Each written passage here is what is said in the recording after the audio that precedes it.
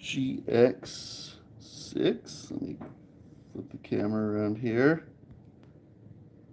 GX6, brand new, beautiful piano. It's a great tone. Customer just loved this piano. First time I came though, we ended up not tuning it because underneath we found these cracks under the key bed, and they extend along the length of the key bed there, and then they continue back all the way towards the back of the key bed, and through those recessed holes for the screws where the pedals mount and so forth. If you get a scale, there's my finger, just an idea of the scale of the size of those. And so we ran it through the dealer, and the the technician that works with the dealer, that's not me in this case, and they said that that's a veneer on the bottom, and that those cracks are superficial. So and then they put it on record. So that's kind of where it stands. But that's really alarming, right, for a customer to get a brand new piano and then have anything cracked, let alone to that extent. But that's what we're doing there. Here, let me just get mic'd up, and we're going to start cleaning this and tuning it and everything else.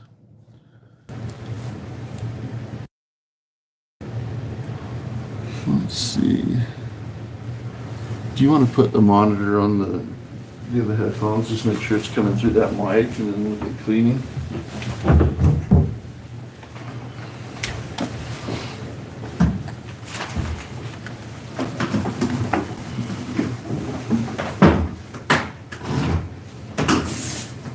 So we'll just get cleaning first.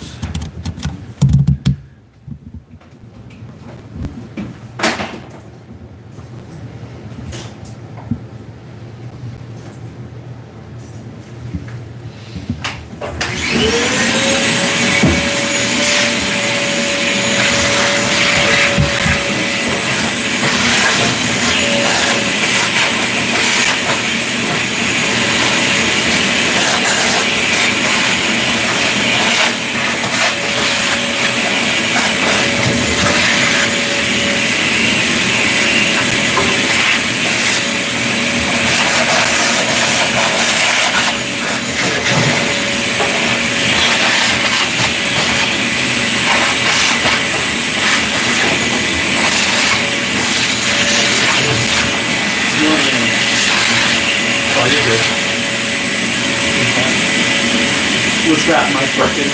Yep. I wasn't sure if it was switched automatically.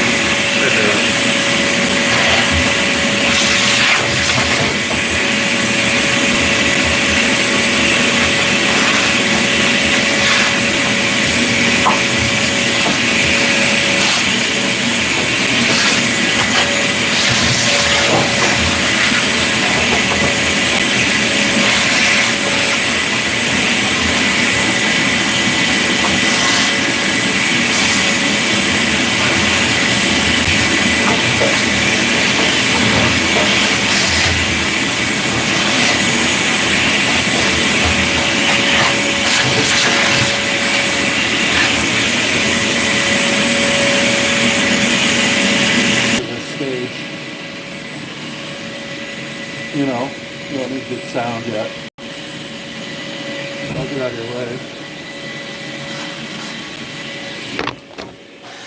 Sorry.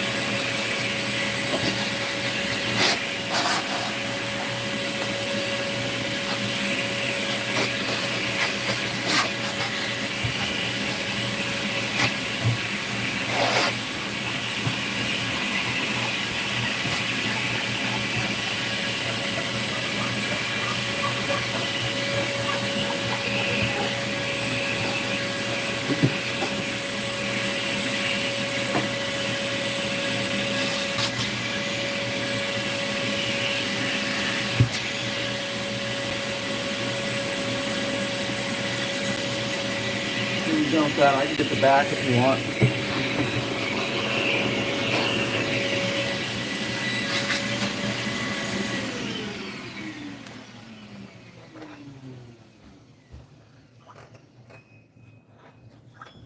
Show that part and pull that out of there. It's just really handy.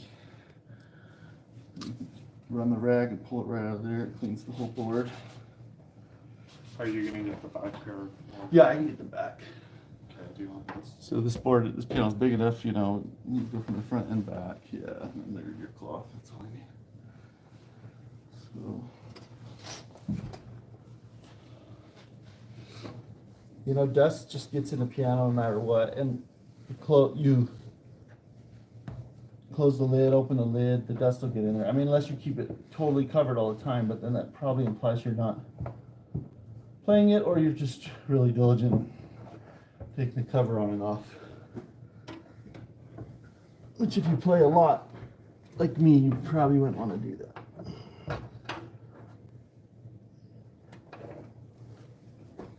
Go from the back side with this tool. I can bend it however I want, and it's handy that way. This okay.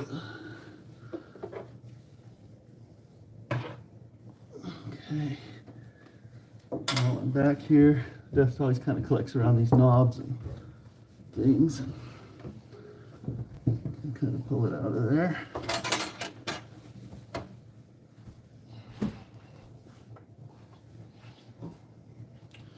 Okay, I think we're done with that. Now let's see. I already wiped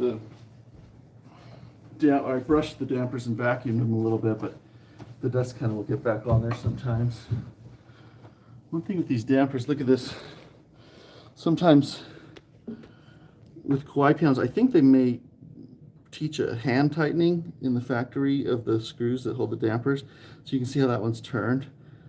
And I can just turn it back with my hand. The screw's not very tight, and we can snug that up if it becomes a problem. I've seen cats get in the pianos and hit these with their feet, and they get all twisted. And you know, for the most part, it doesn't cause a problem, but it can. So I'm gonna, you know, that one's also, it's just been tweaked for some reason, but kind of realigned it temporarily, and then we will do it. Let me get the action out and we'll do it for real.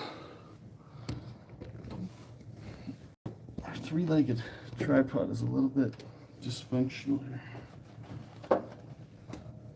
Okay. Very gracious of the customer to let us film this, and we appreciate them. Music's really important in this household, I know.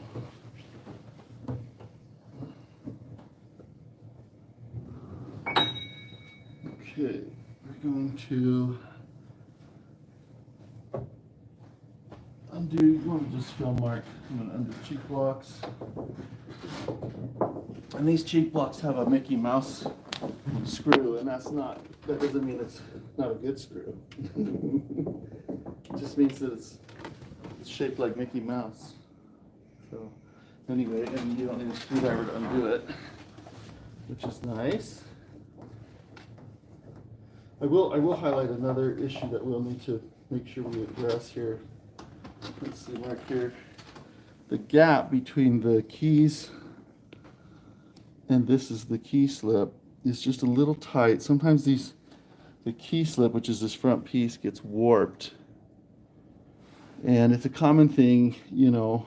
I don't think griping about it does anything for us, but we do need to space it out somehow so that it won't interfere with the play. So I'm going to go ahead and take the cheek blocks out. We're going to get the action out and tighten up that damper screw and check the others while we're in there, just so that they hold their position. But that is a common thing that I'll see on Kawai, is the dampers heads will kind of move around, because again, I think it's the technique that they don't want to over tighten them. so they'll tighten it with their fingers or something. You can notice on this action, it's the special where there's composite parts hybrid mixed with wood. People have asked me, is that a problem for you? Do you not like that? And I think it's fine. They've done a good job engineering it. It works great. So I don't have any problems with it.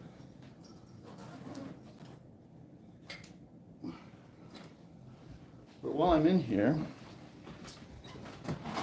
sometimes these screws, we've got metal on metal. Some pianos will have a wood rail, and definitely these screws will get loose on a wood rail. They are somewhat, you know, I can tighten them a little bit. We want this rail to be snug so that these notes don't clack when the note returns and hits. That can be a common thing, but I'm guessing with this piano with a metal rail, that doesn't happen so much anymore as when they were using wood rails. I'm also going to snug all this is a brand new piano. Now, because these flanges aren't wood, they probably don't get loose like the wood parts will. So I'm just going to snug all these screws. Make sure we're snug down to the rail because that'll make a better transfer of energy from the key to the hammer, and thus you have more dynamics in your tone, the ability to play a stronger tone. I'm not getting much turn on these, but it's just always a good check because it can make a big difference in the tone if they're a little wobbly.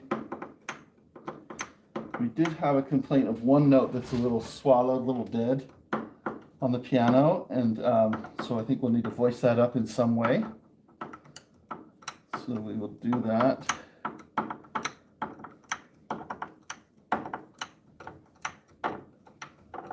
Yeah, some of these might be loose enough to actually, lose some energy there in the wobble of things, but I don't know. They're probably tight enough.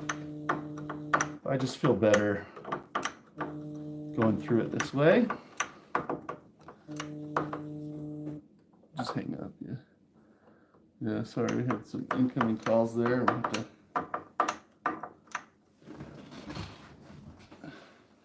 We're on the go, so we're just using my phone to film, so.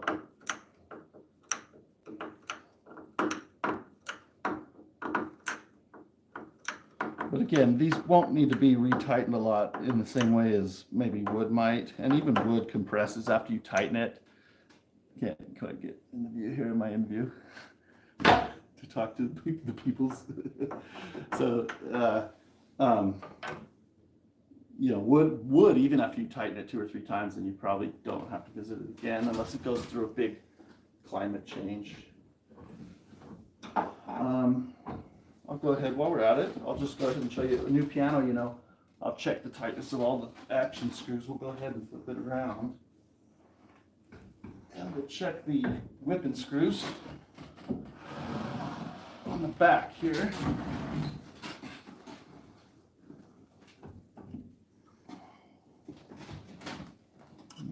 Okay, here we go. Totally tight, totally snug, which I would expect. These are not wood parts, right? So the first few I did were just completely tight, so I'm just spot checking, And this piano is really well prepared. I can tell someone's taking care in making sure it's all aligned, tuned up, voiced. That was magical. Look at this film. Yeah. Okay, so anyway, everything looks tight there, but I will check while I'm down here one aspect of alignment. Now, we'll come kind of from this angle, Mark. I want to show the alignment of these parts. This is the whipping, this is the hammer flange, and we want them to align so that this part, the jack, which lifts the hammer right here at the knuckle, needs to be centered under there. Number one, so that you don't have 2 parts too close together that would rub with each other, and we're well from that. So, and on this piano, I can pretty much just check the side posts of the whipping aligned with the side posts of the hammer, and just see, yes, they're aligned. I mean, I could make tiny little tweaks here and there, but at this point, with what I'm seeing, nothing that I would actually want to change. Which, you know, I would expect. This is a good piano. There's one I might move over here, and you're not going to see it too much, but I'm just going to loosen the screw, put some pressure over to the side I want to move to, and retighten the screw, and that recentered it. And I went too far, so I'll just do it again right where I want to be. And that's hard to see, but I'll try and get you in here. So we're looking right, you know, the alignment of these black posts, right, to either side, that it lines up with the wood. And there was one that was just kind of like this, maybe. I can scoot this one over to the right just a hair. So I'm going to loosen the screw, put some pressure on it, and then retighten that screw. Okay.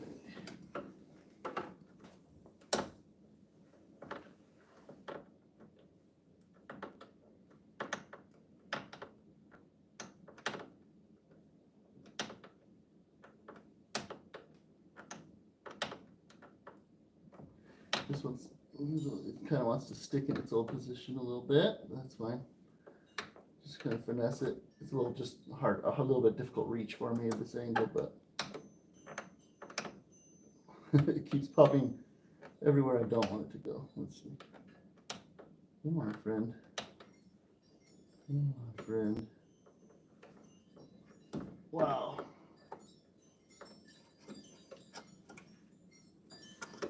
I can see why it wasn't totally aligned. I'm going to get another screwdriver to kind of brace it over while I'm tightening. Now we know why it was a little bit off. It was a stubborn one. So I'll stick another screwdriver right in between the two flanges there, and I can kind of tweak it over as I'm tightening as needed, or I can get it partially tight and then tweak it over.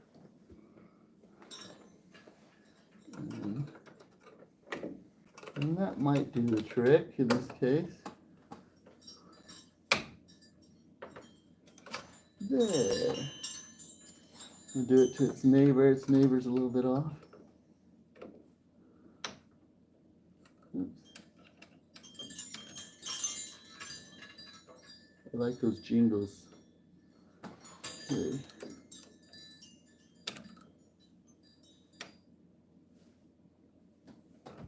Okay. Good. I think we got it. We're just about. I don't work with these parts very much. You know, the more you work with a certain kind of part, you get a little bit faster at it, but it's not a race, right? Okay.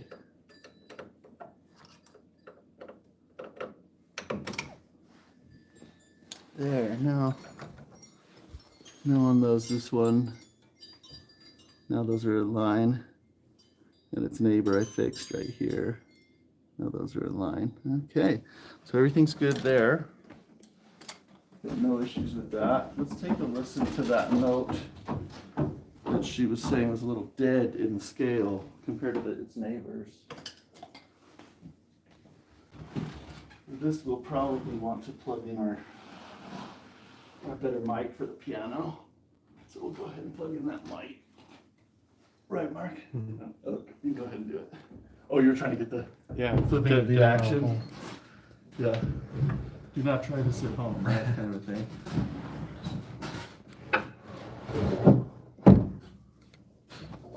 We're trying to get sound that's, practical to carry around with this with equipment, but still get a sound that's as true to what we're hearing on the piano as possible.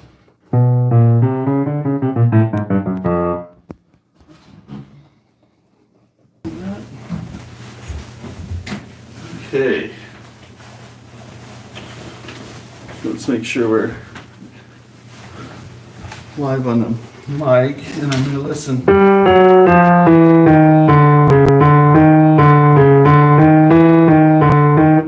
This one's a little more mellow than its neighbors. It's an E flat. It's a little subtle, but you hear more higher frequencies. Is it up and running? Okay, great. You might as well keep it plugged in if you need it.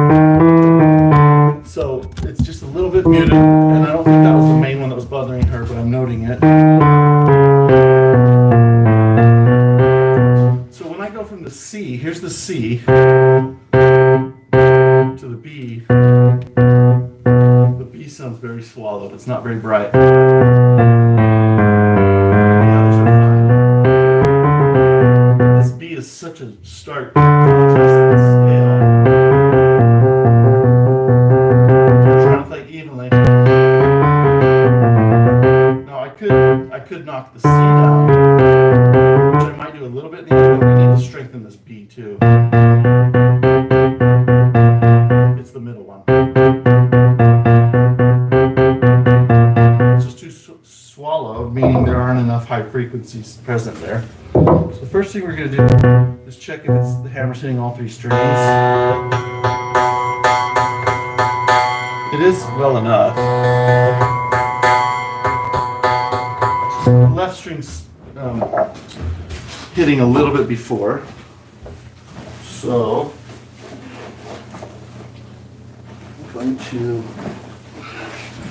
I'm going to file the hammer just where that left string hits it. That's on B2 here. And these I'm just using the drugstore nail files. And there's just a bump on that hammer where it's been needled. Let me show that there, yeah. Little bump right there on the left side that's making it hit before. But you know what? I don't have any hope that getting rid of that's all of a sudden going to make the tone strong enough. But we'll see. Could be surprised.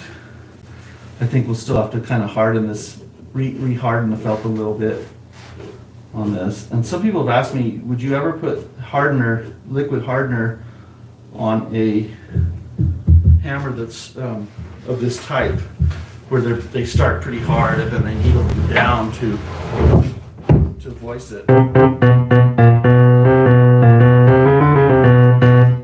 now it has a little bit of a different tone. Still doesn't match, but it's mated. So mating wasn't the problem. So I don't want to file. My choices for hardening this hammer are, because I need it a little harder, I need it to respond off the string to activate the higher frequencies a little differently. And my choices are to file the felt down to where I get exposed a little harder layers of felt, or I can put some type of hardener on the felt that's already existing. I don't want to work on one hammer and take felt down. You know, I'd rather use a hardener in this case and needle it down, and then all the hammers are the same. So when it's time to shape the hammers, revoice them, it's just a little cleaner of a job in my mind. So let's go ahead and do that. Oh, that was right here, all along. Okay. So in this case, I'm going to use Paraloid B72, which is it's basically a glue they use in preserving artifacts in museums and things, but it can be thinned or thickened as you need. It's very, very thin. Thin with acetone in this case, and this will make a huge change in the note. So I anticipate that we'll have to needle it. Now it's the B here. I'm just going to put one little tiny drop on each of the string grooves there, and then my E flat that I found earlier, that one was also a little swallowed compared to the rest of the scale, okay? Now in 5 minutes, that's going to be screaming at us, and we're going to have to needle it down. Did I ruin the hammer? I don't think so. So right now, right as I put the liquid on it,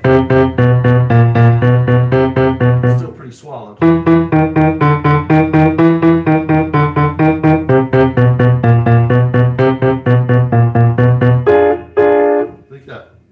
I'm thinking of Batman right now, you know, but anyway.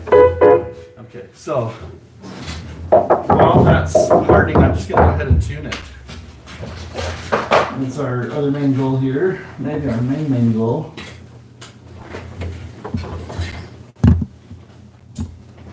You know, the family that owns this piano is very musical. They play a variety of instruments, and they play instruments with the piano. They do collaborative things, and we need to make sure it's at pitch. we're really close to it. Oh, Mark, I totally forgot. We were gonna tighten the damper screw down there, weren't we? That was the whole point of getting into the action in the first place. So I forgot about that. So let's pull this. These types of actions have a real big surface you can grab. So I'm just gonna grab it like this. And we're gonna do a little do-si-do and get the action out of the way. Oh, you're fine. Sorry, Melissa. Okay.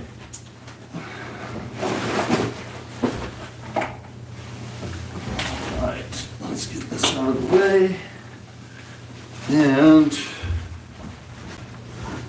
while we're in here, we'll vacuum some of the dust out of the action cavity.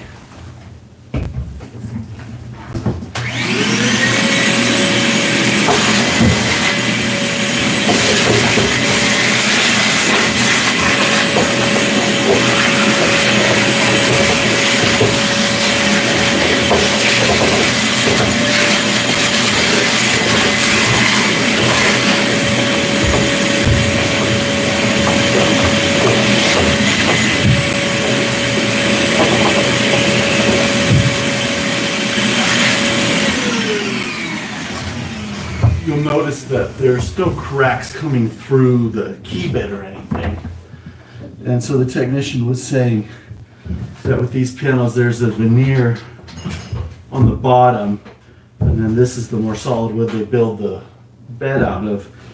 And so he wasn't alarmed, it was more of a superficial thing. That was what they determined. So, the action. Oh, I keep forgetting what I'm doing. So, we wanted to tighten this damper screw.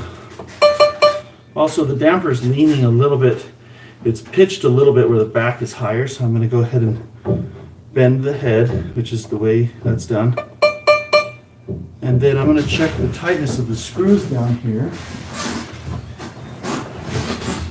And this is the one that we're looking at, so I'm just going to snug that up a little bit. Sure enough, I mean, it was really easy to tighten. I'm going to go ahead while I'm down here and just snug all these treble screws if needed. Those were actually tight. That one was tight.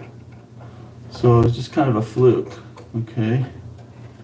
Just one that we didn't catch for whatever reason. Which, you know, it can happen. The screws can get loose too with climate changes for sure. Temperature changes in this case because it's a metal screw going into a metal collar. No, everything else seems fine there. I do want to, while we're looking at dampers though, look at this. If I depress the dampers here, or if I press the pedal and then let the dampers go, some of these are slow to fall into the strings. They kind of sit and then they go deeper when I pluck the strings. The wedges are just a little bit tight fitting. I'll give a good, those will kind of work in possibly. And the timing's a little bit, you know, some are lifting a little early. Let's just go ahead and work on it now while we're into it. And, you know, this doesn't make me frustrated that a new piano would have these things. I think these are just typical things that sometimes have to be worked through. You know, we have natural materials, they respond to humidity. The piano just needs a little more attention sometimes when it's brand new than when it's older and it's, you know, we've worked through things, it's been played in. It's just kind of the nature of this product. And some people have a hard time, you know, accepting that, but that's just kind of the way it is. So this, like I can set it kind of resting on the string and then I pluck the strings and it falls deeper, right? So I just want to squeeze these felts a little bit so that it doesn't do that. I still want it to damp well, right? I was doing a prep on the Steinway the other day, a 9-foot Steinway, brand new one. And someone made a comment, they said, oh, it's too bad you have to do that to a brand new Steinway. And I thought, well, you have to. And I said, I don't know of any piano make that wouldn't be improved after getting it out of the box by prepping it. So this is the felt. I'm just using my squeezing pliers, just gently at first. If I need to do more, I can. that stick that in there. So the goal here, what would happen from this? The symptom would be in playing. The problem would be you would, if you release the pedal very, very, very slowly, some notes might continue to ring a little bit, or you might get some harmonics from that.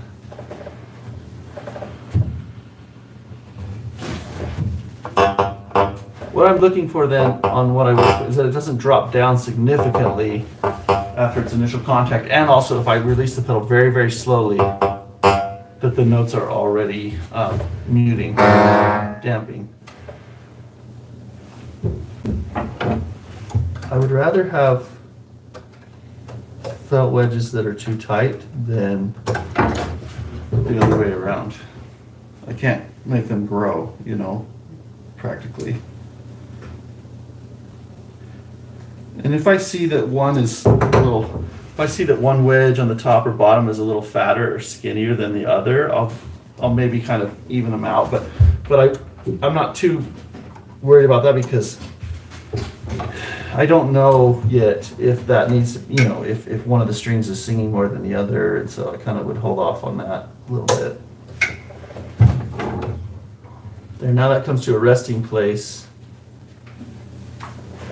and it doesn't drop down much more like this one.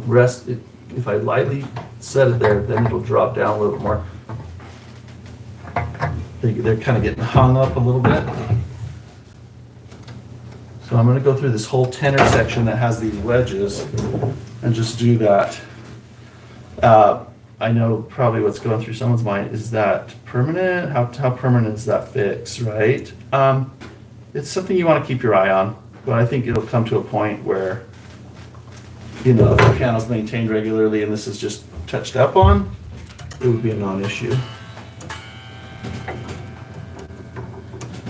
And this will help the damper timing with the pedal.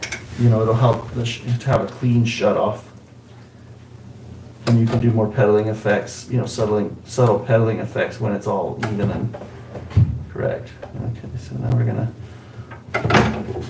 I'm pretty sure all of these in the tenor section, I'm just gonna feel the resistance as I pull away from the string and then set it down. This one really doesn't want to sit down in the strings. Look at that, Mark. It kind of can just sit up there. It damps pretty well still, but I just don't like the idea that it doesn't come to a fixed height, you know? So I'm going to do this whole section. Can you put the camera on that?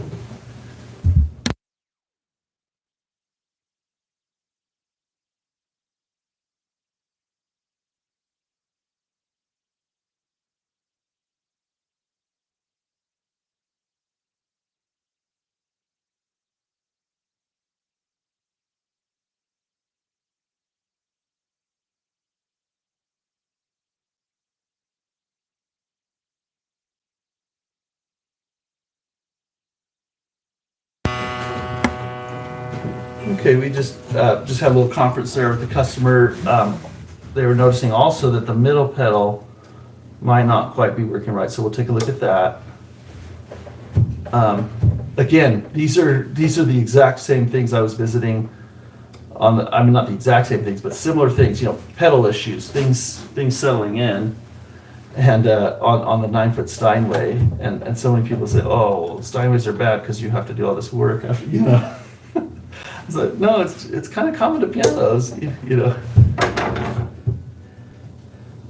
I mean, you do everything you can pre-delivery to try and avoid that, but as a piano owner, just be accepting of it and get a good technician and work through those things. That would be my advice. And then you're going to love your piano. Yeah, again, I'm finding there's opposing fat wedges, you know, like a kitty corner to each other. The wedges will be fatter or skinnier, and so I'm trying to even that out. And I think that'll do what we need it to do in this case. When I So when I screw the damper back in, it's so important that it lift at the same time as the others.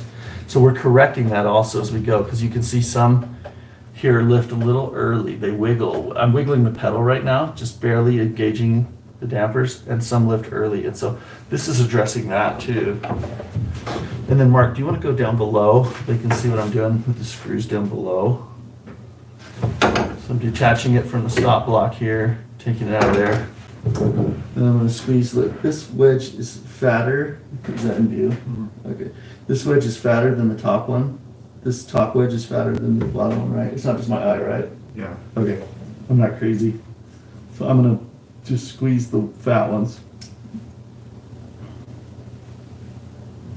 I like to say the word fat as often as I can because it's a little bit awkward, right? So, especially with the camera so close to my belly there. Okay.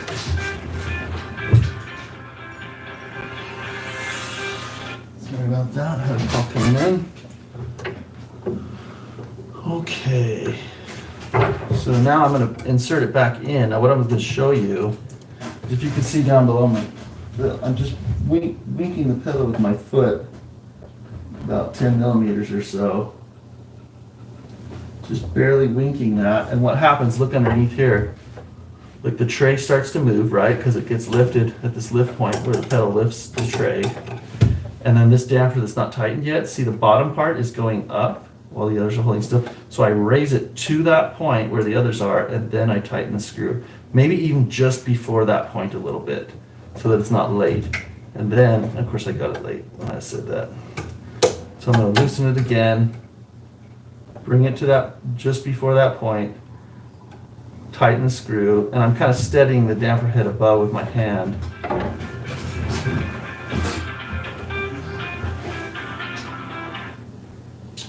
All right, let's silence that, shall we? Okay. Okay. And I forgot which one it was, but this one's still late, so let's fix that. It might have been the same one. But what if I'm having trouble and it keeps going late, then I'll just let it drop all the way. I won't push it up with the pedal. I'll tighten the screw, then look up top here. Oh, look, that way, actually that made it just right. So what was happening is it was pushing down farther in the string, but then when it actually comes to where it rests on the string, it was a little higher. And that's one of the reasons why we're making this adjustment. So I need to squeeze this one still because it'll come to rest here, but look, its real rest point is down below. I would like a more defined resting point on these. Squeeze the wedges. And as I get to know the parts, as I do one after the other, I get a little more aggressive with the squeezing once I'm confident, okay, I need to squeeze it this much to make it work.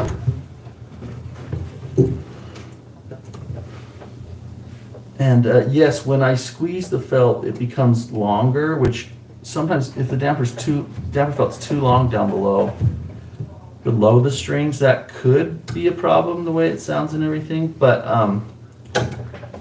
in this case, if I trim the felt then after that, then it gets fatter again. And so it's kind of a back and forth, and I don't want to take off a ton of felt. You know, if it gets longer this way and I trim it, someone's already done that. So someone's already worked through these for this same reason, so it's probably even worse than what we're seeing now. And the customer didn't mention any hanging notes, dampers, or ringing notes. So it's obviously working well enough to stop the sound of the piano, but I just want to take it even further, keep it working in between service appointments. Tighten that again. There. Okay, now I'll keep going down the line. Get progressively, you know, when you do something repeated and you get really familiar with, okay, this is what I need to do, then you can kind of start getting in the flow of things and it'll go a little faster.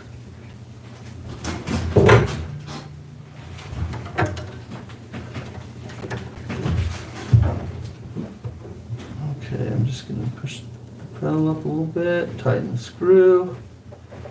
Great. Next one.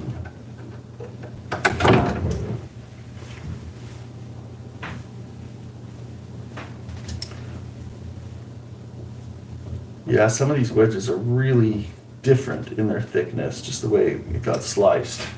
To me, really, really high quality dampers, it's nice when they don't.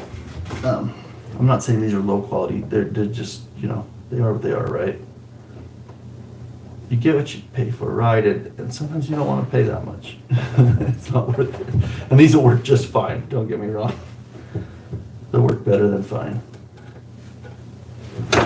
Okay.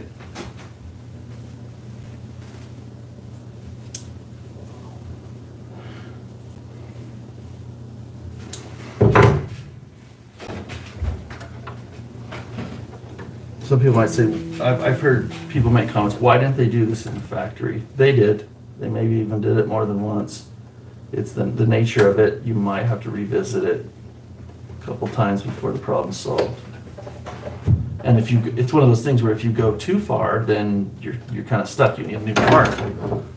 So you have to take the approach of just making it work and nudging it into where it works the best.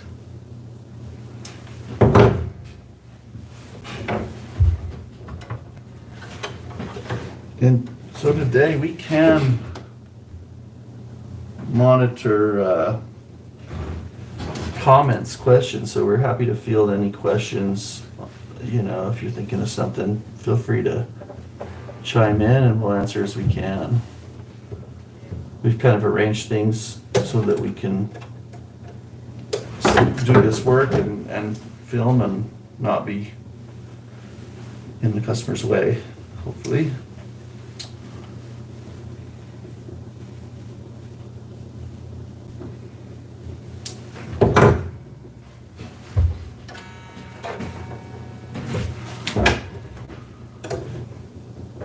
The reason I'm gonna contain my work to this low tenor is that's where I find it's the worst problem.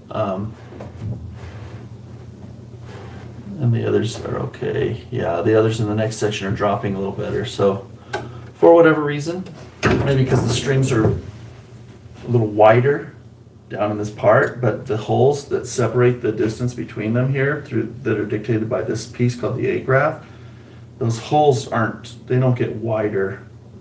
Usually it's a uniform piece with 3 holes in it.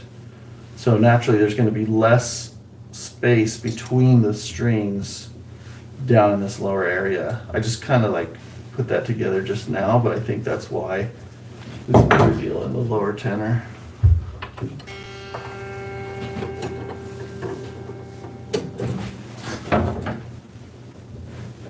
Okay. We're almost done with this.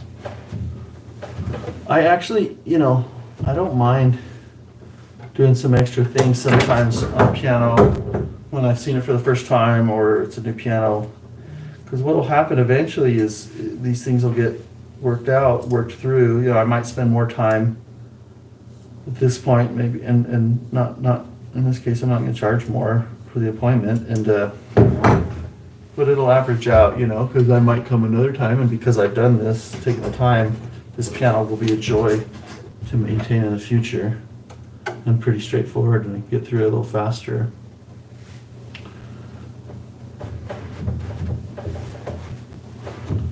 Okay, 2 more, and then we're going to call it good, unless we hear something when the action's in that we would want to approve. Okay.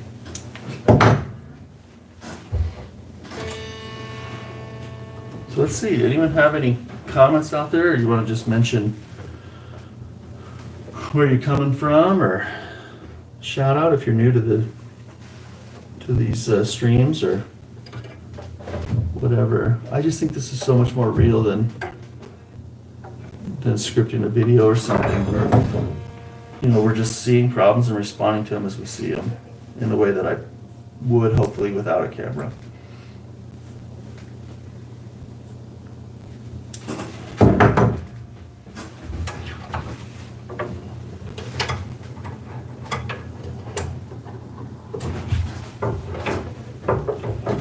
Okay. Now, And honestly, when we stream like this, it might be a good thing for me to, maybe I would do even more of a thorough job, that might be the case otherwise, which is a good thing. Keeping me patient. Okay. I believe that if we're good at what we do, and we run things well, we'll get the compensation we need.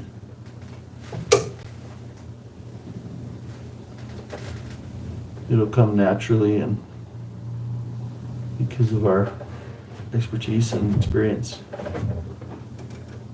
Okay, let's see here. I'm having trouble getting this damper. It's getting too, it keeps, when I tighten the screw, it's too late still.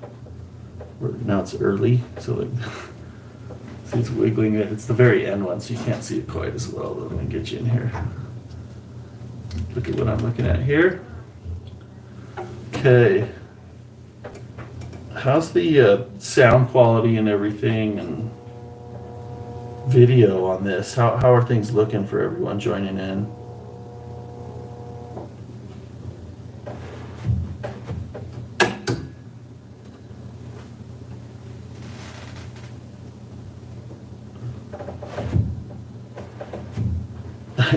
I'm either too early or too late on this one. I can't win, but that's okay. I'm gonna keep fussing with it. I'll get it here. Looks good and sounds good. Thank you, Topher. Dan, thanks for tuning in here. Topher. I imagine it's Topher, right? Christopher. Okay. All right. So that's looking good now. Now these are not. If I release the damper pedal slowly and then I pluck the strings, we're not seeing them drop down like we were before. Okay. So they just weren't. We were squeezing the felt so that these seat down in the strings better. Is what we're doing here, folks. Now this, did I just say folks? That was kind of awkward. Okay. I'm gonna look at the damper timing a little bit more closely. This one's a little early compared to everything else. You see it wiggling there? So I'm gonna loosen the screw down below. This one's harder to see.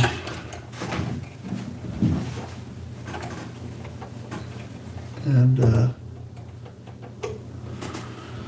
loosen the screw, push the pedal a little bit, and then retighten, but then I was late. Okay. These adjustments are very particular, it's easy to go past where you want to go. Okay, so I'm a little early. I'm gonna push it up to the point where the others are about to lift. I'm gonna put my thumb on it and loosen the screw and feel the damper head go down the amount that it was early. Now it's fine. There, now it's wiggling with the others. Okay, great. Let's put the action back in and get tuning hopefully.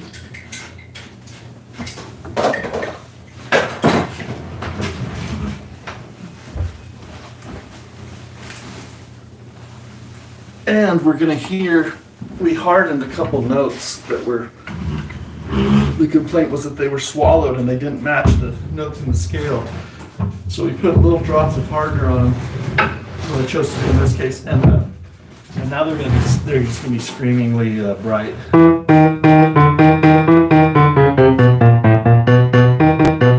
At first it's really bright and you hear a real metallic ping, and after you play it a few times that goes away.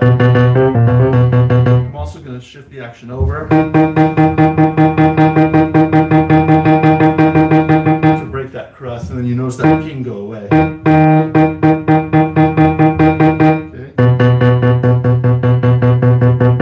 Slowly moving the action mark if you can show this. The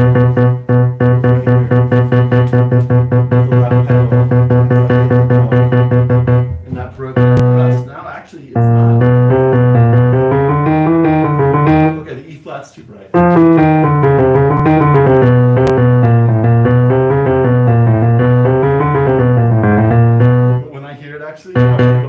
This beat. It matches pretty well, but it's just a little undertoned.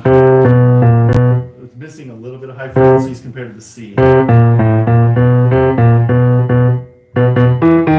it's like we're almost there. there where it needs to be. But if I do that, when a pianist has noticed already that that note is under voice, it's a little mellow compared to its neighbors. If I almost get there, it's still wrong, right?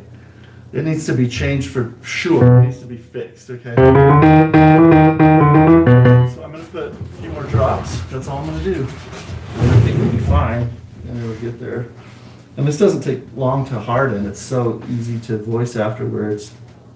I might do some in the back and a little bit in the front there. Just a little more. Make sure we get there. I'm so surprised. This is a very strong hardening solution, so I'm so surprised that we didn't even get it where we needed to be. Okay. So we're going to tune now. Well, that's hardening. And it'll just do its thing. Okay.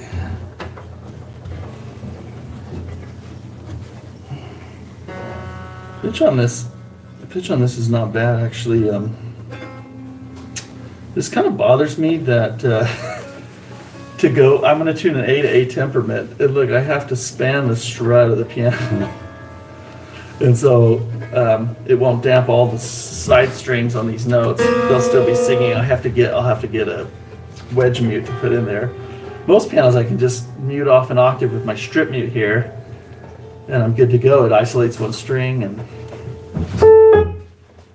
but so be it. Okay. Any questions or comments anyone's had, Mark, on there? Mark can help respond to things while we're doing this. So.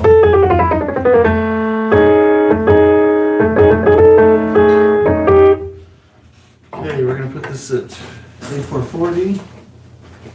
And I'm going to put some wedges on these two on the side, and I'll have to tune the strings that are on the edge as my temperament strings, my first strings. So I'm going to use a fork today.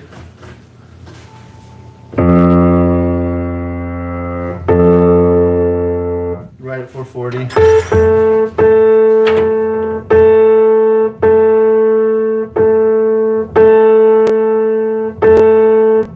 In this range of the piano, I like to go,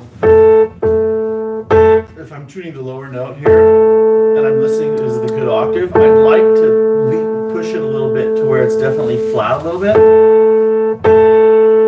Now I know it's wide to the flat side for sure, and then kind of rein it in.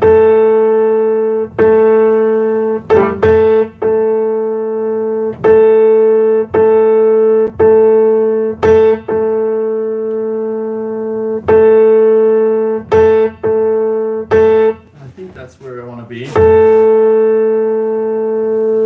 I can use this check playing the major third below the lower note and hear this partial. It's definitely stretched still quite a lot. The beats that I hear for this upper note are way faster than the lower one. So this, for this piano, if I pull it up more, it starts to sound. You hear beats in there. When the beats are about, so when I make this partial in tune with these two notes, there's other partials that are moving around a lot. So this piano needs to be stretched a little more.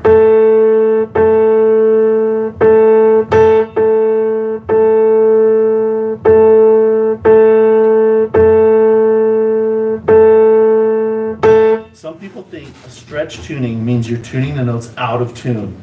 But no, it means that they're going to sound the most in tune with the piano. Okay? I think that's important to understand. The actual frequency of the notes, yes, it'll be sharper and more flat compared to some other instruments. So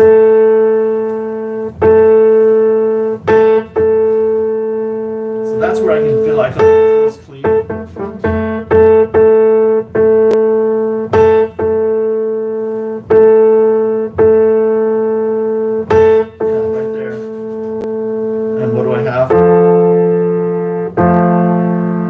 There's a big disparity in the beat speed there. Now if I play another octave below that,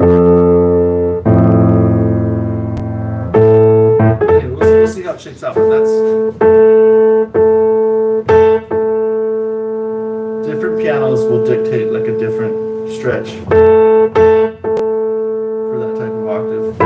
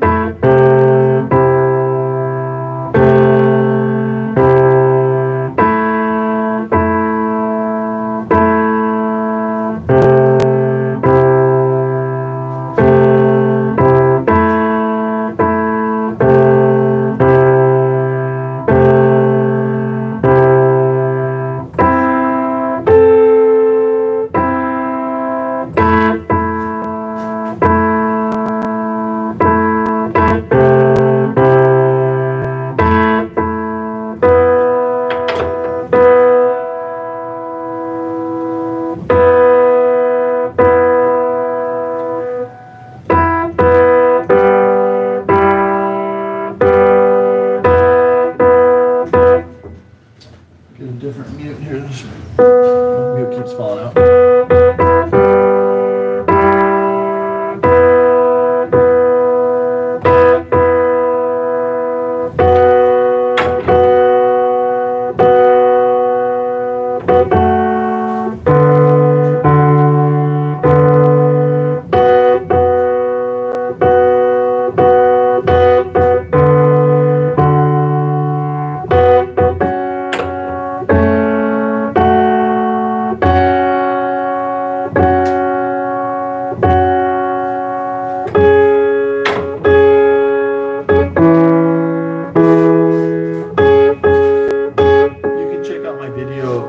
Playlist on the channel for the free online tuning course to see what checks I'm using and why. If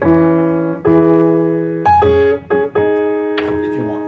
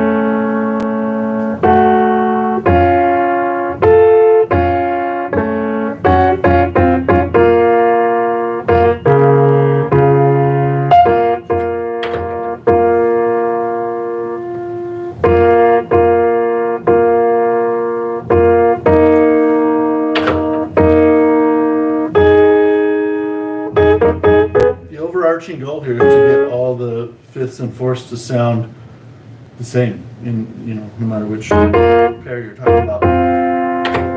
Sorry, not fourths and fifths to sound the same, but all the fifths to sound like all the fifths. The fourths and fifths are different. The fourth sounds twice as busy as the fifth in equal temperament.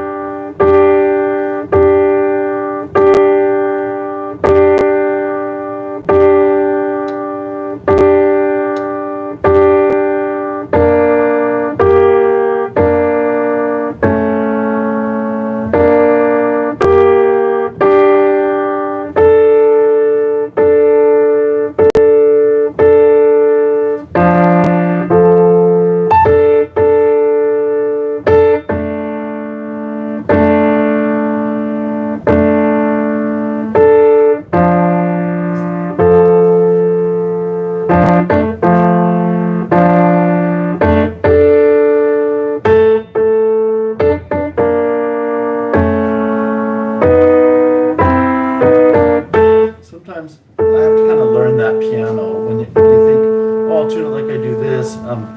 Then you go through and you realize, oh, I made the fifths a little too pure or something. Then you go back through.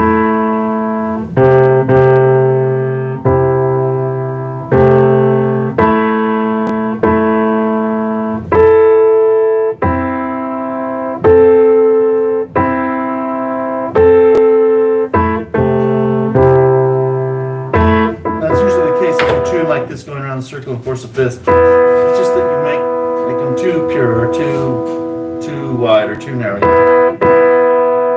You just have to adjust a little bit.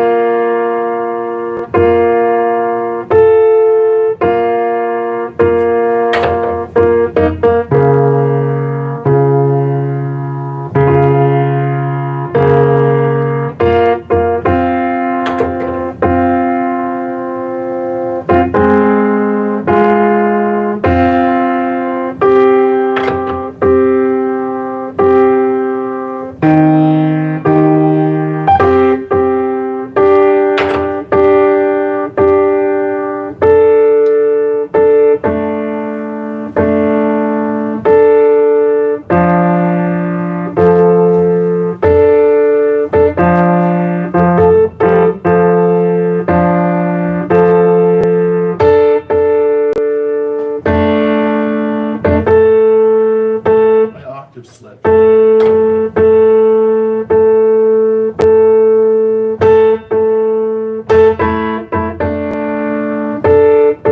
That's why it wasn't fitting at the end. I was checking my last fourth and it was bad.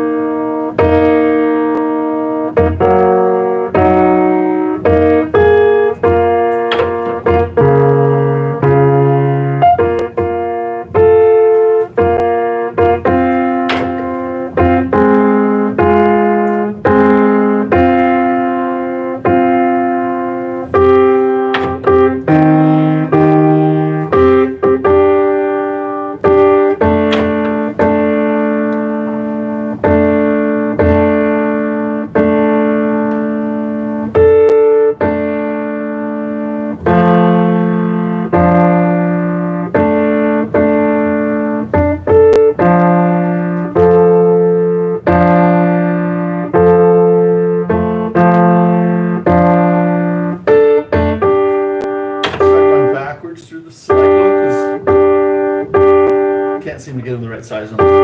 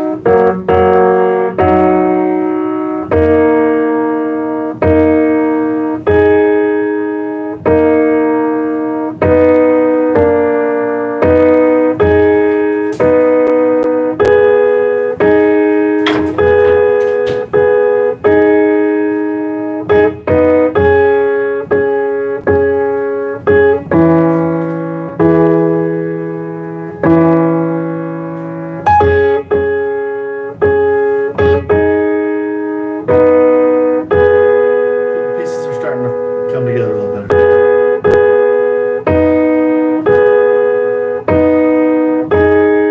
It's just like a puzzle, you know, where you slide things around until they're equidistant from each other.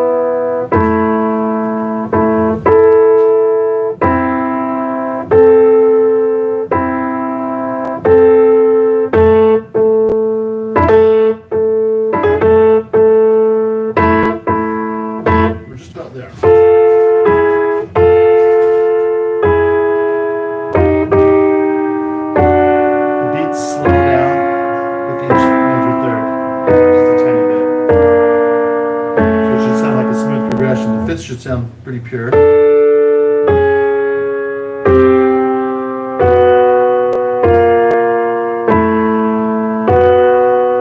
of those are a little far away from each other. I'm getting closer. So let's start again from my A. Check my octave.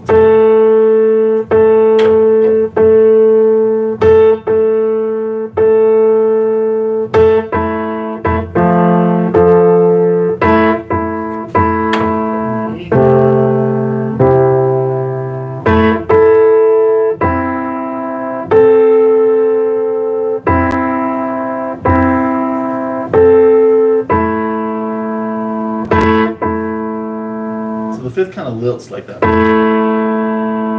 know, really slowly usually.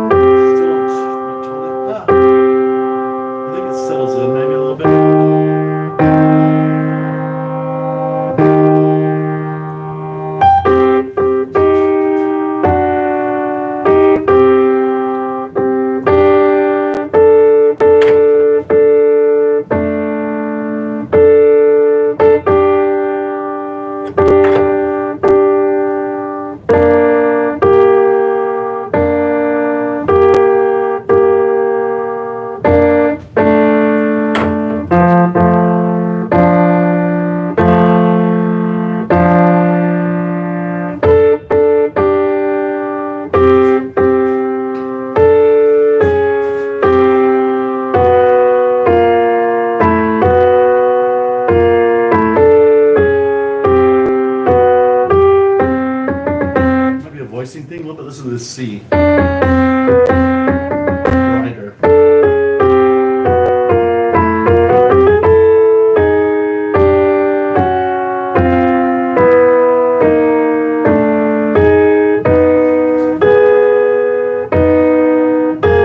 Yeah, some of these will sound a little busier when I check the beats. They're good. Sometimes you can be fooled, you know. But I'm gonna carry on, and if there's issues, it'll show up when I'm tuning the octaves.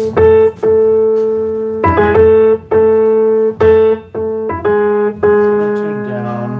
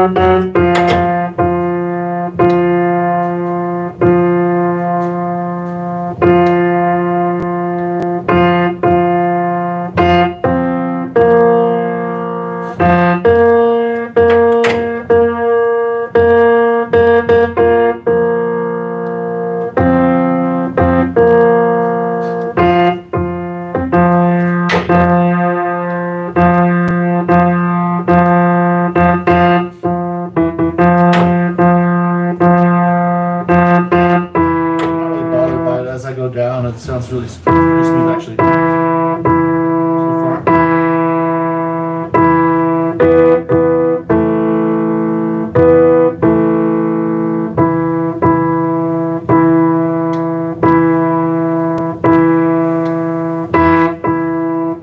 Sometimes when you mute, I notice on Kawai's, I'll get a real booming kind of sound because of where the mute's stuck.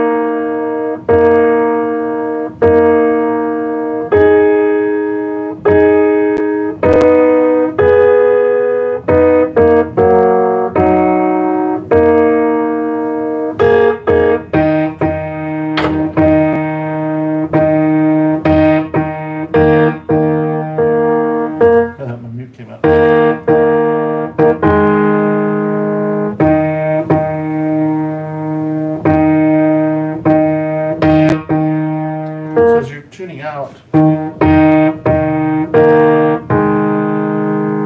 Three main puzzle pieces that have to fit. The octave has to sound really good. The fifth sound really pure, and the fourth can be wild, but not too wild. It has to go, about a beat a second, and that gets a little slower from my understanding. But I don't really count it to the seconds at that point.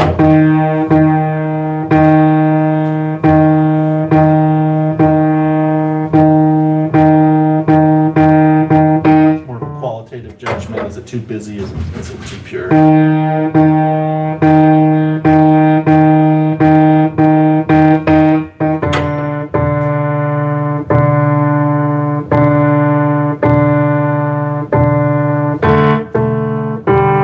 You hear that low rumble? What's with that? Do you hear that, Mark? It's just where the mute is. Depending on where you put it. There, if I mute up here, it's not as bad.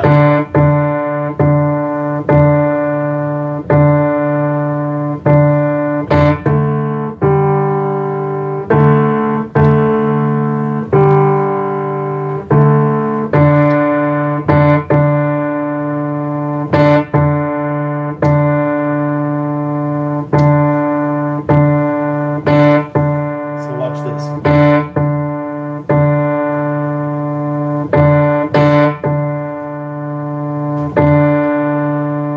If the octave is about as pure as I can get it, and I listen to the fifth, it's too busy. Fourth is too pure. If I go down a bit,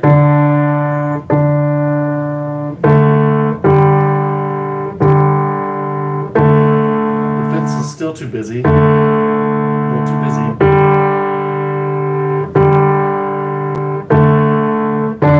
So they're not lining up. So I'm like, okay, the temperament, there's something wrong with that. So I'm like,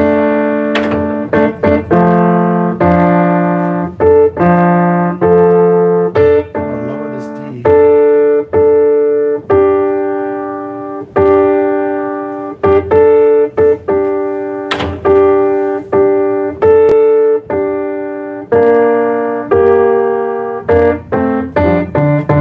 Just a tiny bit.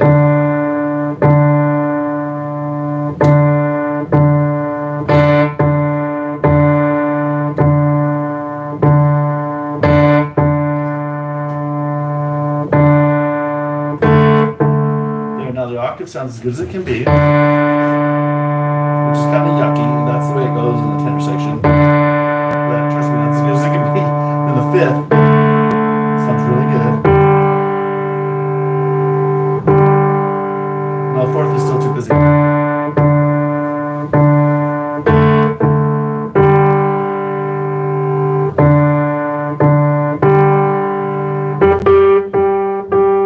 need to change the G. I need to change my G a little bit. That's why the fourth was too busy. I changed the D and the G in the temperament, but I didn't change the G down below.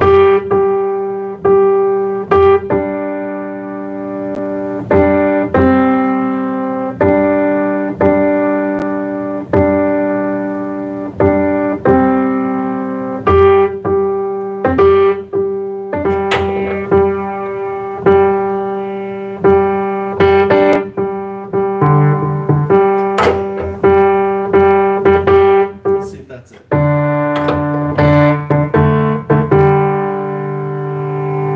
Yeah, that's a simple.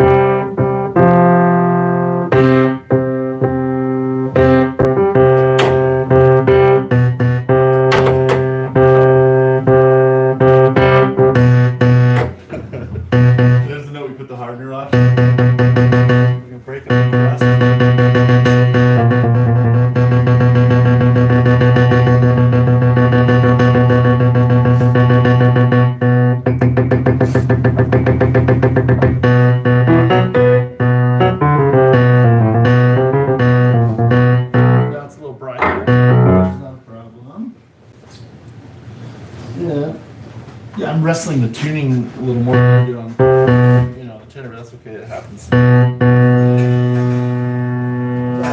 get there. So.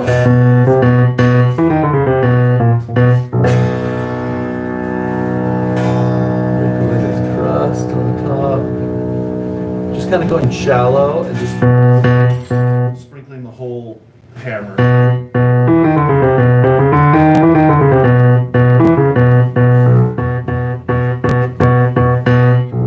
There is a higher harmonic that makes it not match the rest, so I'm trying to find a hard spot.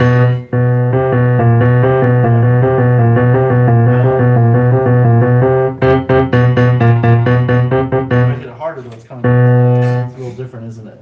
So let's get a little deeper maybe on some of those. There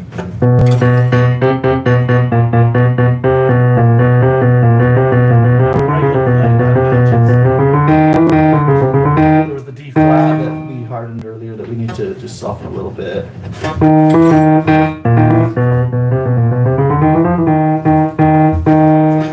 flat, I need to soften when I shift the action over with the unicorda pedal. Just maybe a few more needles to just blend it.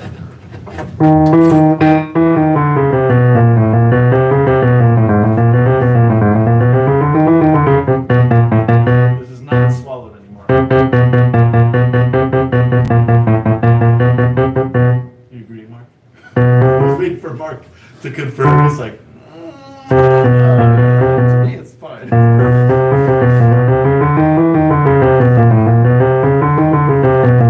And the C, I told you I'd end up tapping the C just a little bit. That's really smooth.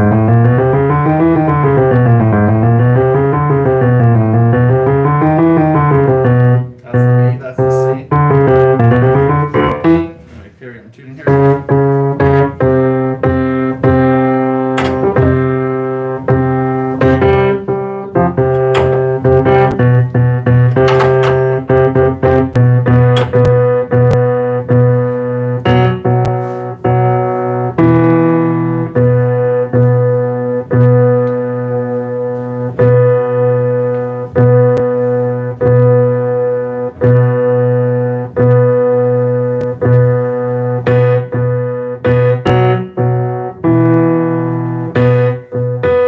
This B up here has a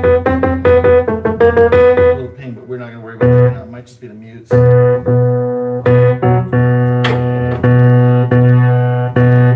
We'll take a look at the voicing again after it's changed.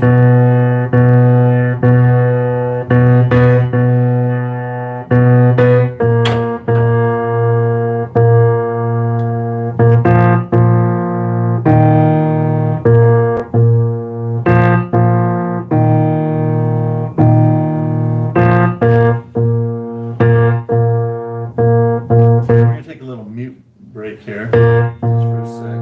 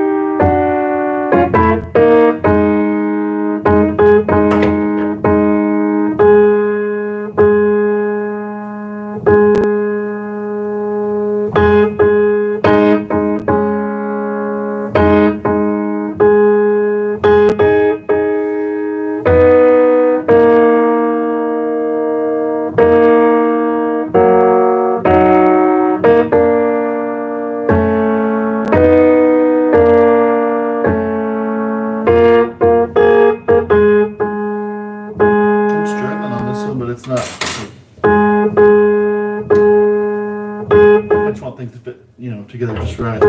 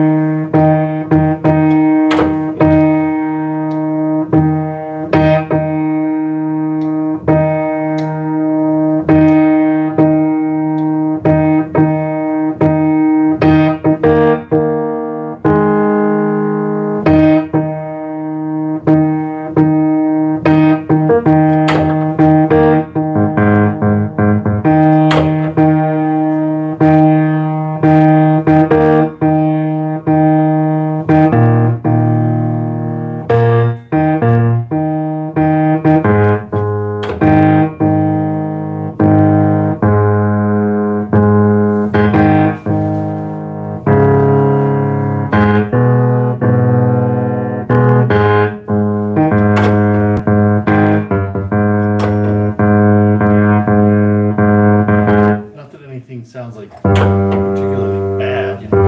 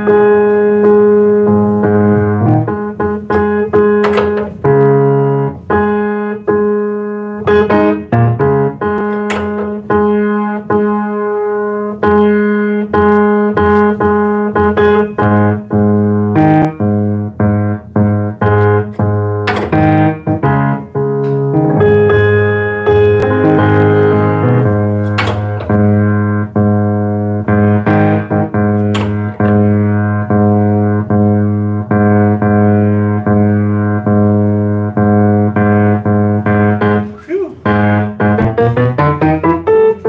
Okay, now to the unisons.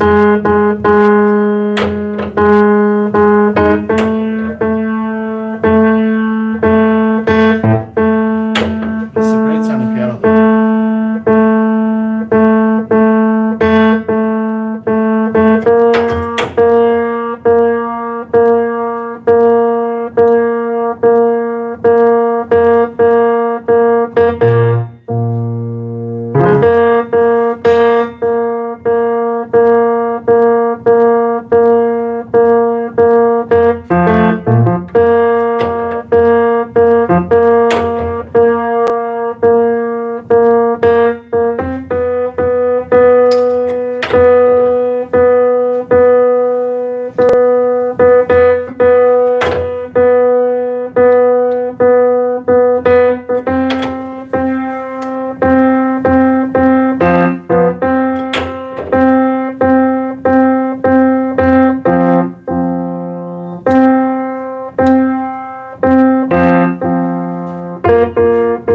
That sounds bad.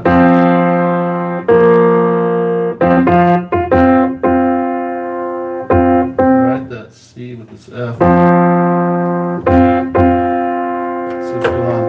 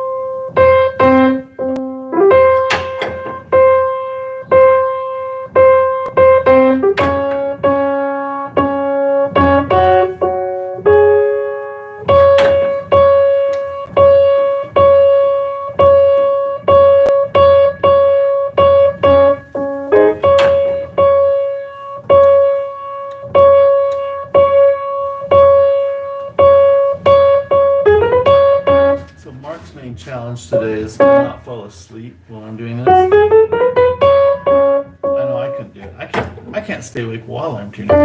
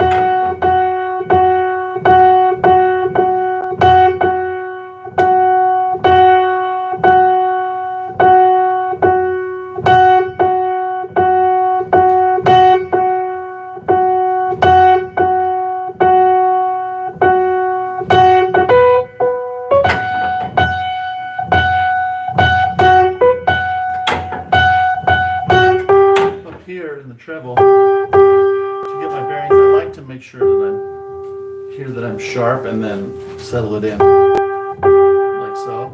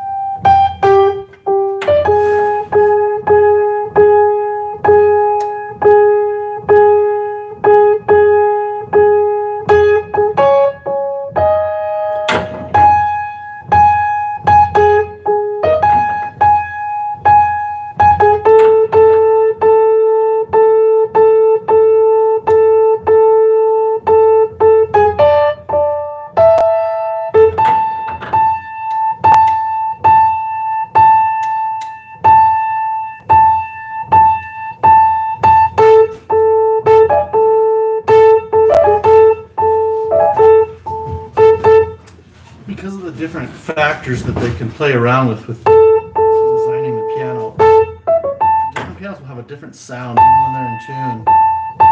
And I think so much of getting used to tuning is getting used to lots of different sounds, and your brain kind of adjusts. Oh, this is a Kawai, this is a Steinway, it's going to sound like this, I need to tune it in this way.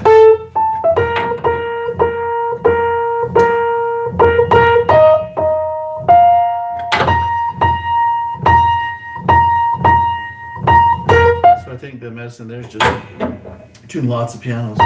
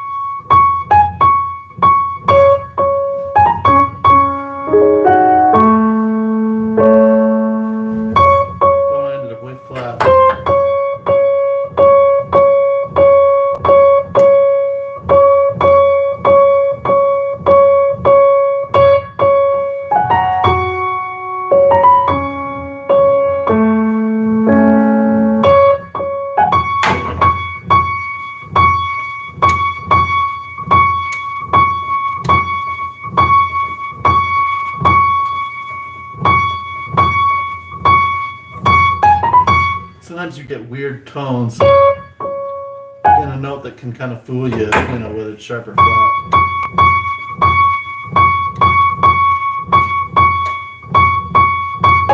It has to have some kind of checks, right?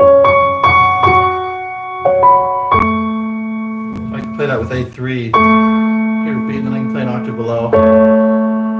And it should have been faster than that second one. And it was, but I'm saying that's a good check as you're kind of going up.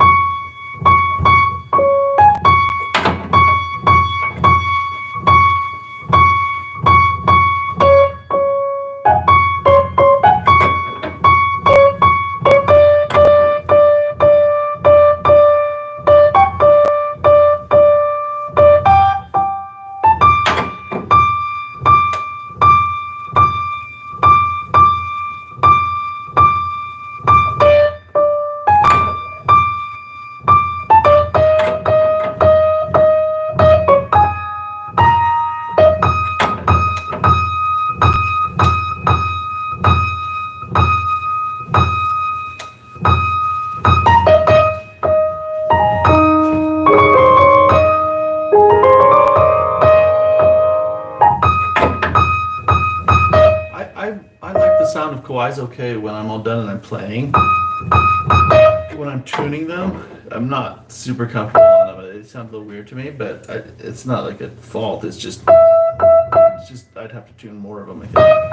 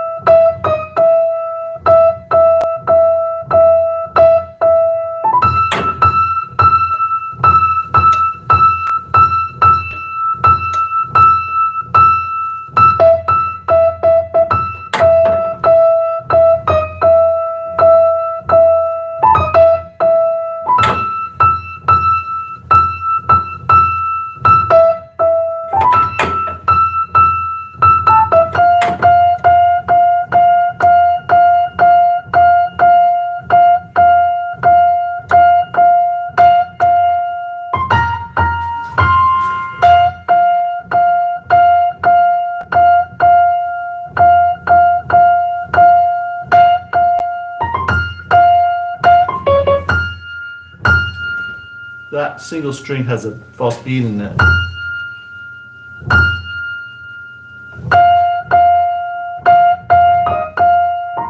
So I have to listen more to how clean the octave sounds as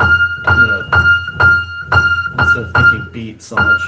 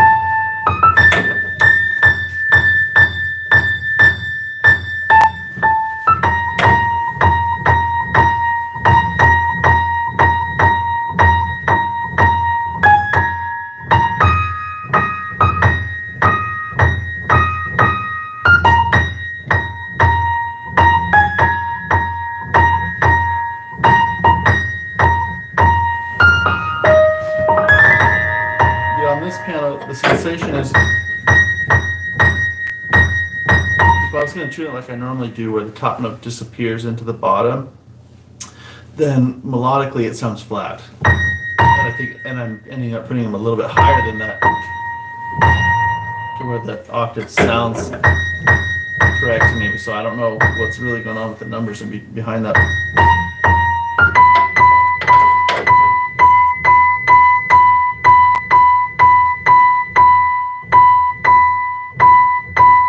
If I tune it like this, I want to pull it a little bit higher, which I just did. Make it sound a little sweeter.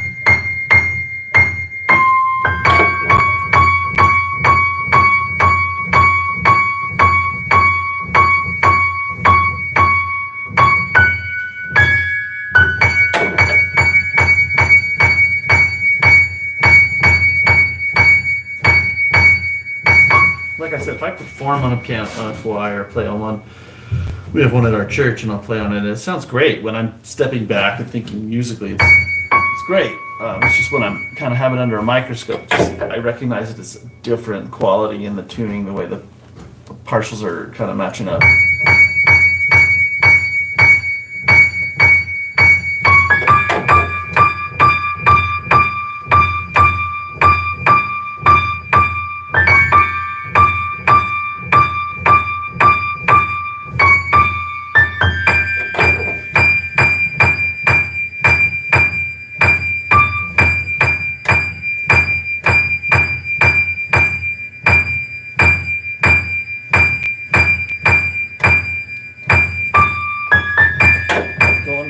We need to look at the suss the needle on this when we're done tuning too.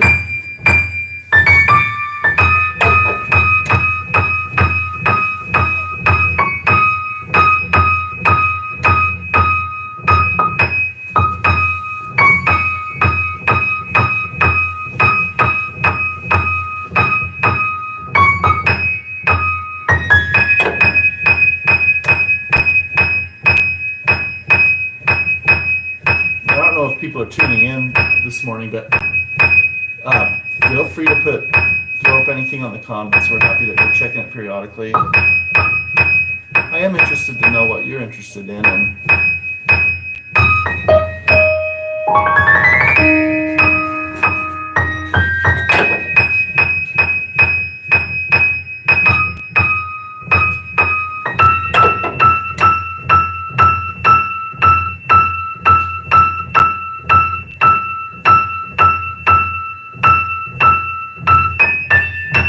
see, this note has a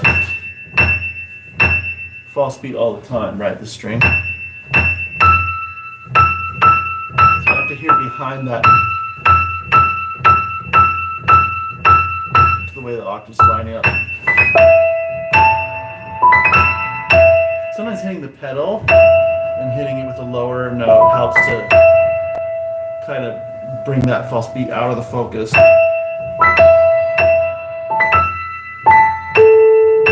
And seeing if you like that sound.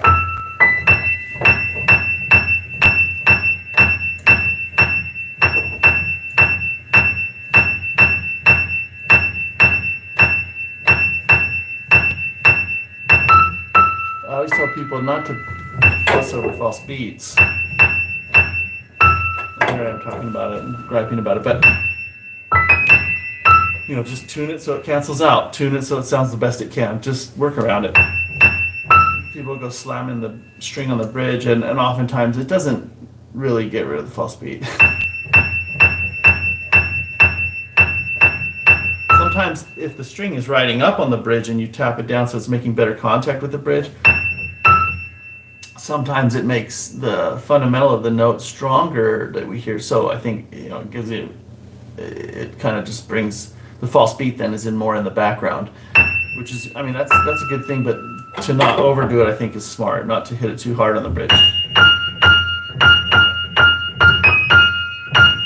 And if the string is already laying down, making contact with the bridge, hitting it deeper isn't going to do anything.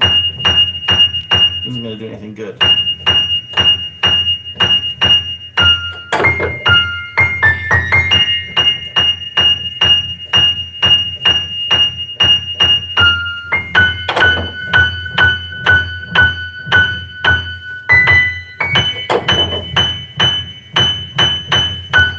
False beats are a part of a piano just as much as vibrato is a part of classical singing. And maybe that's not a good comparison, but I'm a vocalist, so I can say that if I want.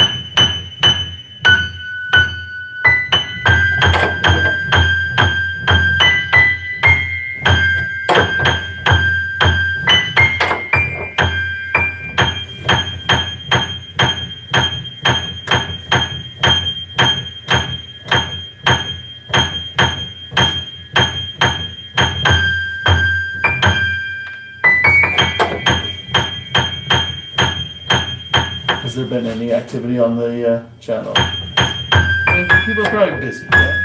You know, we all got jobs to do today, right? Hopefully.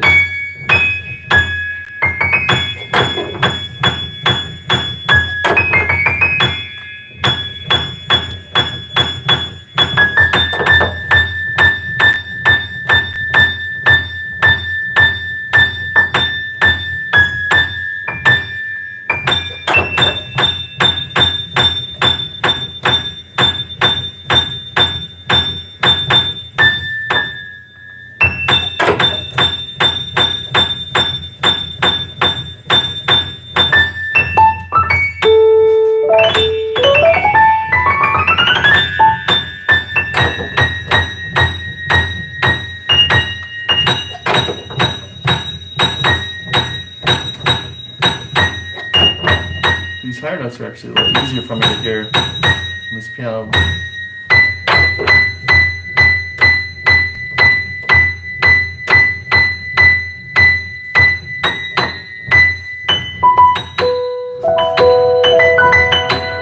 put it in a place anyway that I like.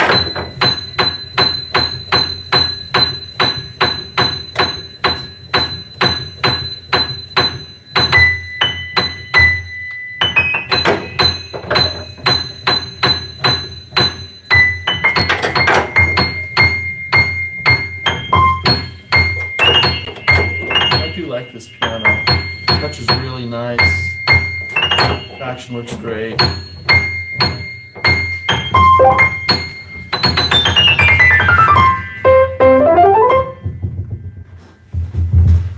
Okay.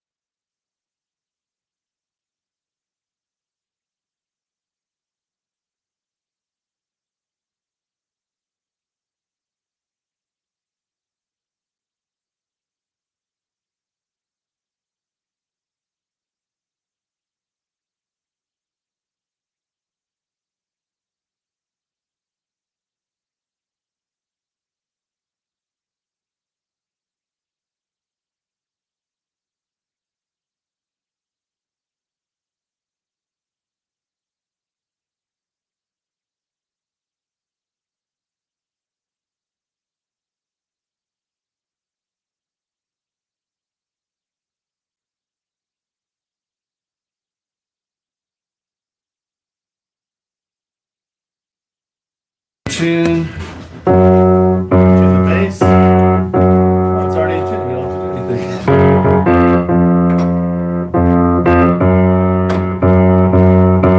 A lot of people will say, "Oh, it's in tune. It stayed in tune pretty well, except for the bass." But the bass doesn't wander as much. The bass strings hardly move usually on a piano. It's the stuff right above it that moves the most, and so you play an octave across that, and it sounds really bad.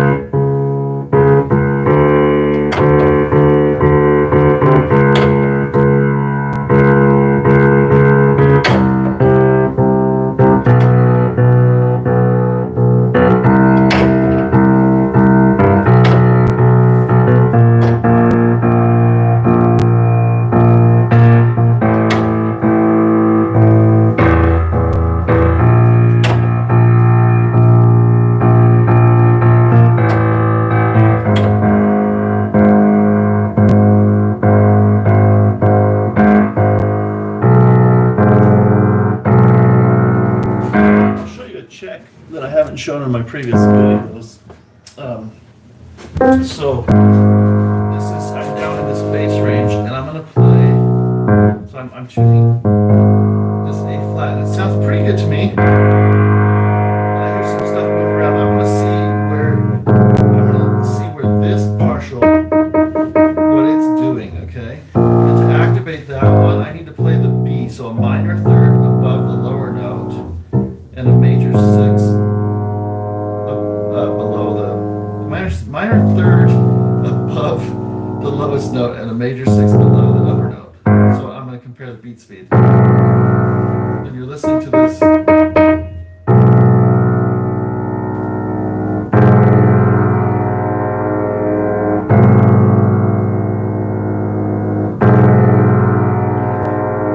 So this upper one is a little slower than the bottom, which means right now it's a narrow 6/3 octave. Okay, we can go over that in another video, but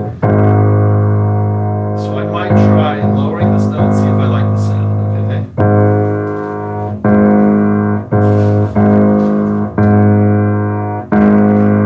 No, I don't. I mean, I like it at that partial because now that partial is smooth. Now it's a wide 6/3, okay?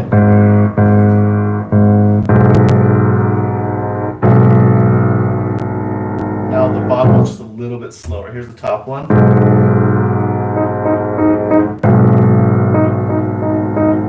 So it's a little slower.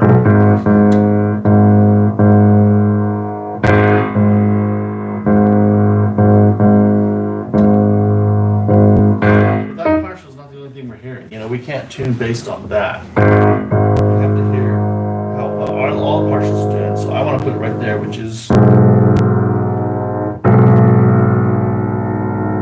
just about right even. Maybe even a little narrow.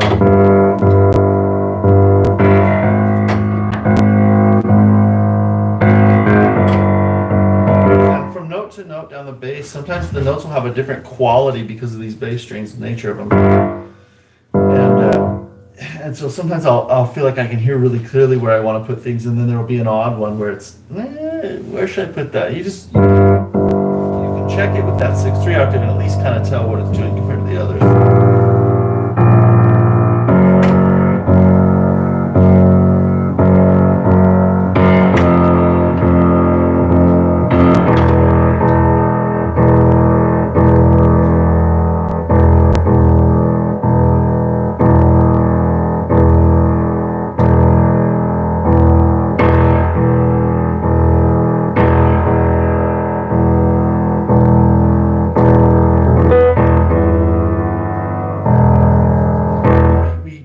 We listen to that partial a lot because on these bass notes because it's so prominent in the note. Maybe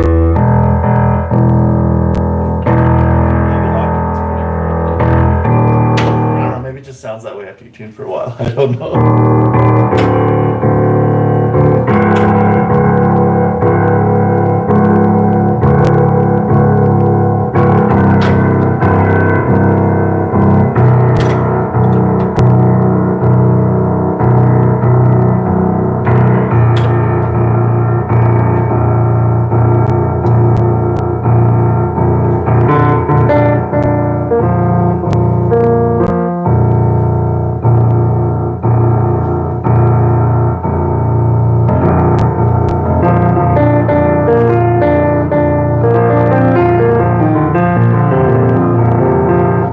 How these lowest notes sound with their and add the ninth that's this in the chord, but with their major chord components, because that's what the overtone series is really prominent in at the first and second partials. That sounds good.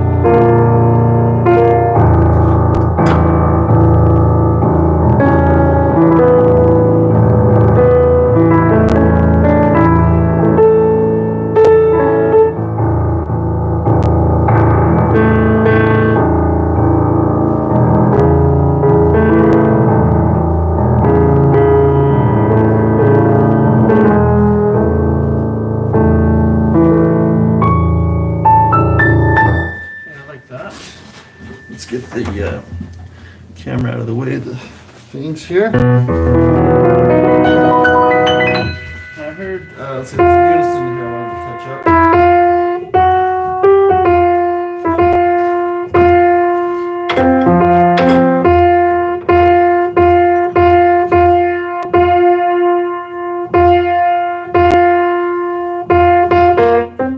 Touch up is just a part of tuning.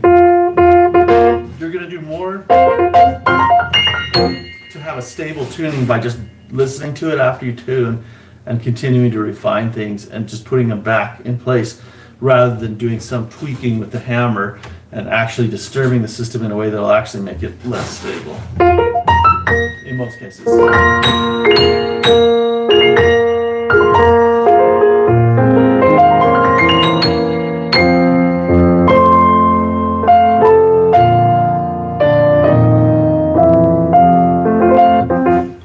Now listen to the voicing up here.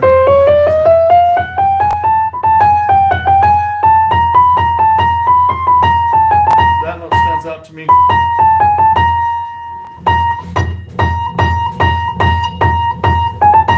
Let's hear how it mates. It mates great. So it's just probably a hard spot that's just bothering me.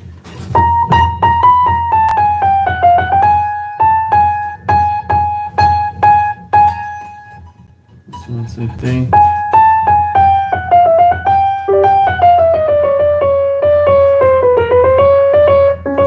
Now on these hammers, they're much harder.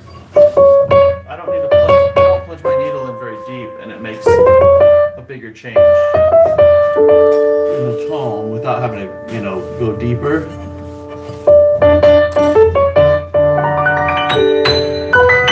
It's the same principle. I'm feeling for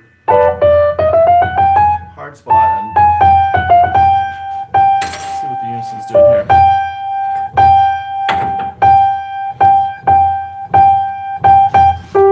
That sounds kind of weird. I'm gonna see if it's hitting all three strings. Oh, I better get the right note.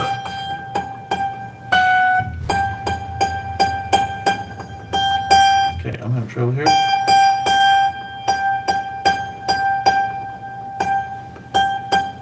It's really not too bad, but I'm gonna change it anyway and see if it improves it.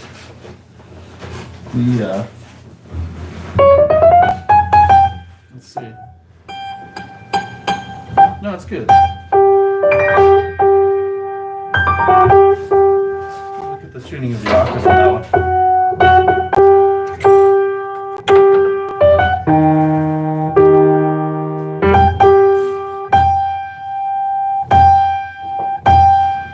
Okay, the left string by itself is muted. It's muted right now, so we're just hearing the left. It has a pinching quality. Just for fun, I am gonna just gently tap that one down at the bridge pin. Do you want to film that, Mark, real quick? So listen to it now. I'm gonna go right here, and it's this string here. I'm just gonna see here. If I tap down, does that string move at all? It did. It moved down. Like I could see it. It moved down and stayed there. Now let's listen. Now you hear how smooth that is? Okay, so all that speech about don't go tapping on the bridge, trying to avoid false beats. Maybe there's a place for it on some pianos, but just use it, you know, wisely.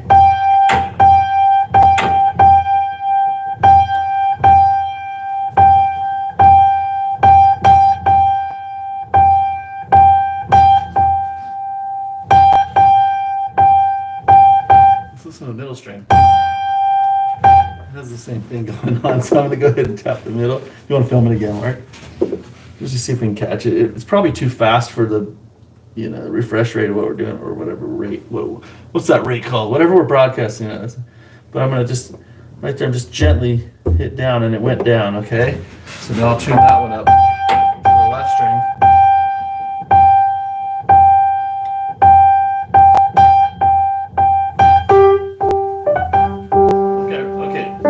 I stand corrected. It makes the notes sound way better on this piano. But I'm telling you, it doesn't work on every piano. This is the right string. Same thing. So what I might do, I'm not going to do it today, but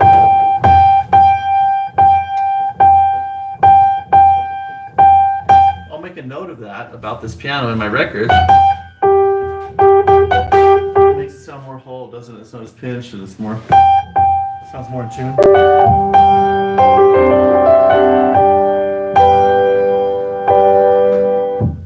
And if you're not the only ones watching today, if you can see that squirrel out there, he's interested as well.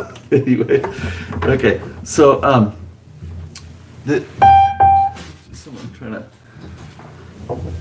Okay. Sorry, I had to do a call there. So what I was going to say is, in subsequent visits to this piano, if I'm really wanting to improve the voicing, then maybe what I'll do is before I tune, just go through and just check. And I don't want to hit really hard, I just enough to, if the string's floating on that bridge pin, it'll settle down. But I find like on a lot of other pianos, that's not the fix. Okay, so it's not a set thing. Oh, you have a false beat, you need to tap the bridge. It's not like that. You have to kind of just feel it out for that case.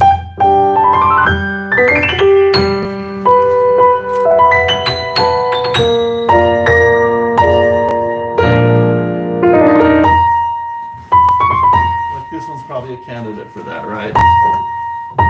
This is a B flat. I'm going to do one string at a time so that I can just tune off the others.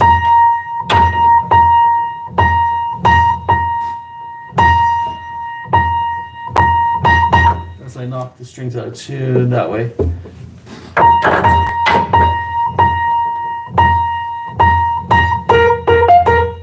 It's just a little faster that way.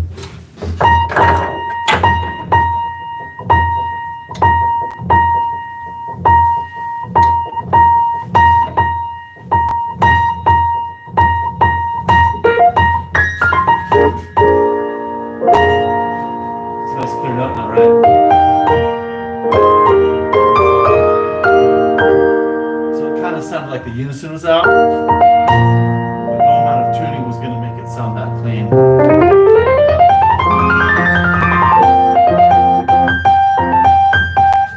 Okay, this G, we tap the strings, but also it's a little bright compared to its neighbors. I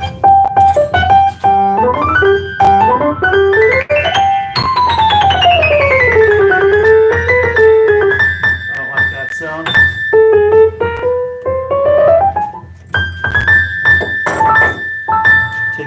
To it here, just refining things.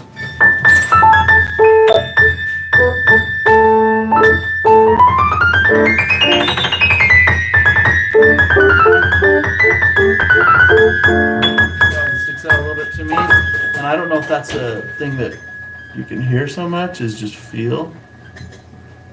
When you're playing, you're really sensitive to it because you know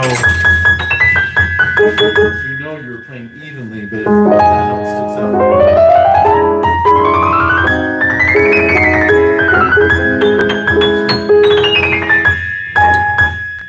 You know what it sounds like? It sounds like someone who's tapped that one down, so it's a little stronger than the other. Sometimes it's a metallic sound. Yeah, I was hearing something. Yeah, and sometimes you'll have a note that sounds like the unisons are a little out of tune. Right. But it's the single strings that are kind of just moving around. And so if we just seat them on the bridge, that's just kind of normal. Yeah, I had noticed a little bit up there. I can't remember what note it was, but It's hard to tell, like, is it out of tune or is it, but once you tune it, you can sound. So it just cleans things up. And you'll have something just right that's sticking out, right? So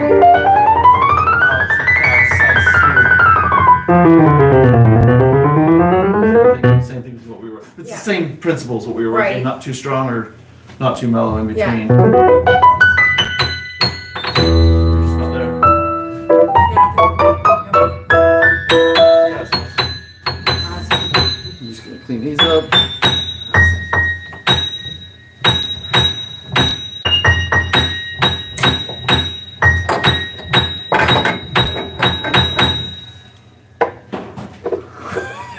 Let's hear.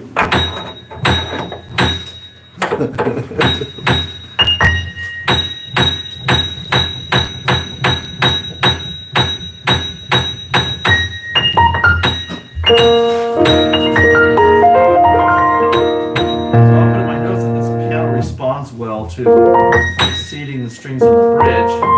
And it may be a seasonal thing that doing that every once in a while seasonally will improve the tone, but or it may just be one and done. Just depends on the environment of the piano.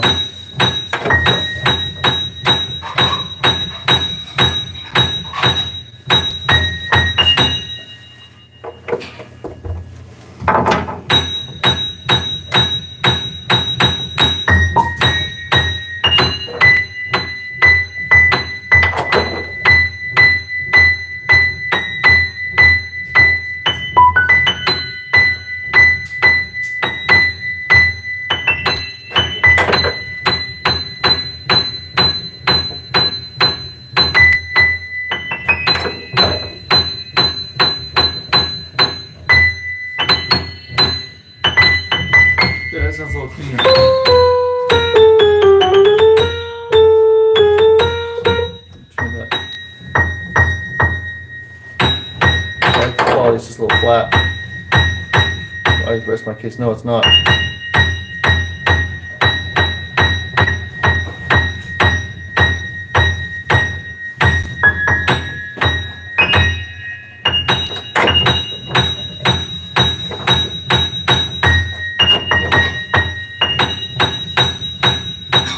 You don't say I rest my case. You say I stand corrected, right? Well, I don't know why I get those two mixed up in my head.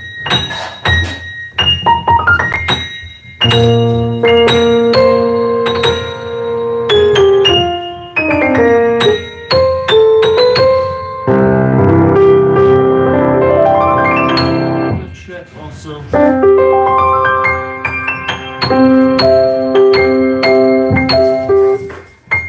Sorry, I still want to pick at this just a moment.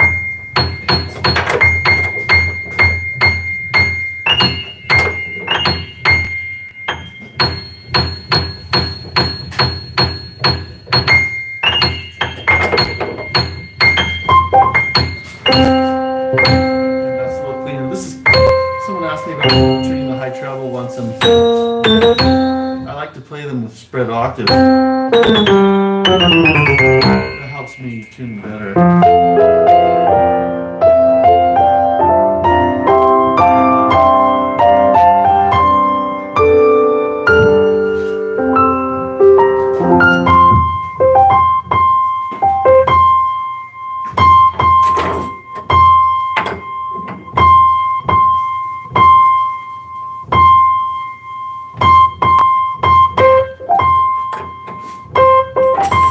Well, I know what to do on this one.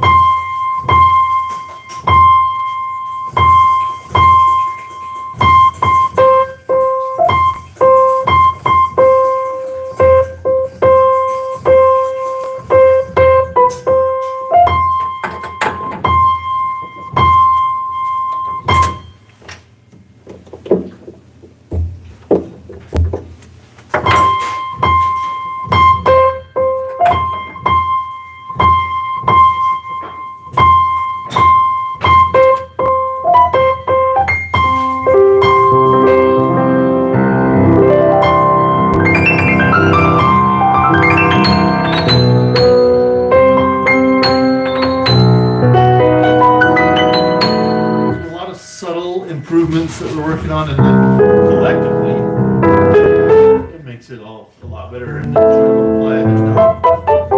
You don't hit these notes that are kind of anomalies and kind of like, I wish it didn't sound that way, because it was, the climax of a melody or something.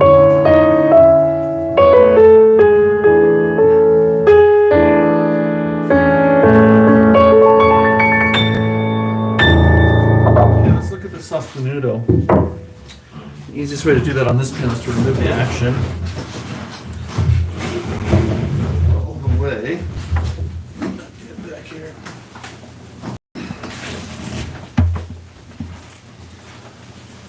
Do you feed the squirrels, Melissa? Oh, well, the birds. And they just get the bird food. I think they feed the.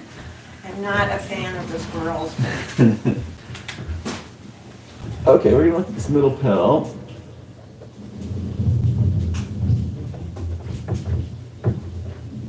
So what we want, if I depress the sustain pedal, it'll lift all the dampers up. Can you see that on the camera? It'll lift all the dampers up, and then you might as well unplug that mic. Yeah. I'll let go of the sustain pedal. It should hold all those up, kind of simulating if you played a note. Then it should sustain whatever note was played, right? And if you hold the middle down. Then if we let go slowly, they should all kind of drop like rainfall. This drops a little soon. And the other thing is, shouldn't be able to jump above the rail if you push the middle pedal first and then play a note. But some of these are able to jump above, okay? You might just want to adjust this pedal just a little tighter, and I think that's it. Let me grab my wrenches.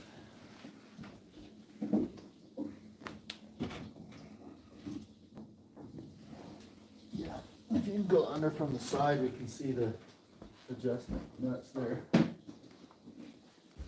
I'm gonna grab a crescent wrench. No, they have two of these, but it's the middle pedal, right? Can you see the adjustment nuts, Mark? Yeah. Okay, so I'm gonna grab this rod and just loosen this cinching nut.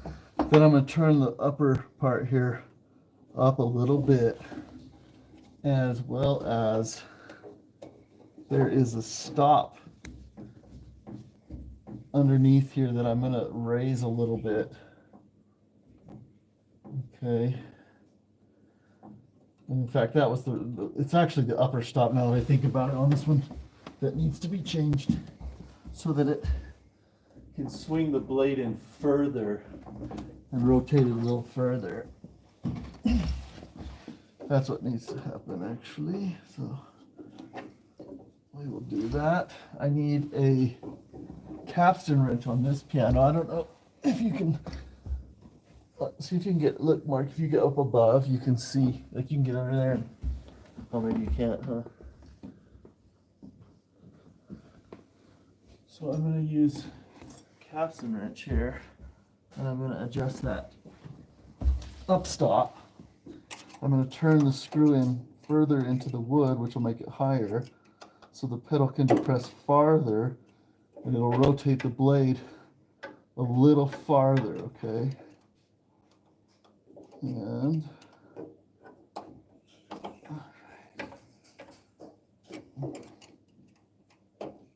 do it a little bit blindly, but okay. There we go. Let's see what we got now up top. And now up top here. You there, Mark? Oh, there's a giant down there under the piano, huh? Okay, so now when I push the pedal, it'll depress a little further, and it'll rotate this blade further in, and being a more effective stop. I still might need to do a little more here, and it's in this area where the dampers now, you know, like I was telling you, they drop to a different point, but yeah, I'm gonna raise that stop just a little further.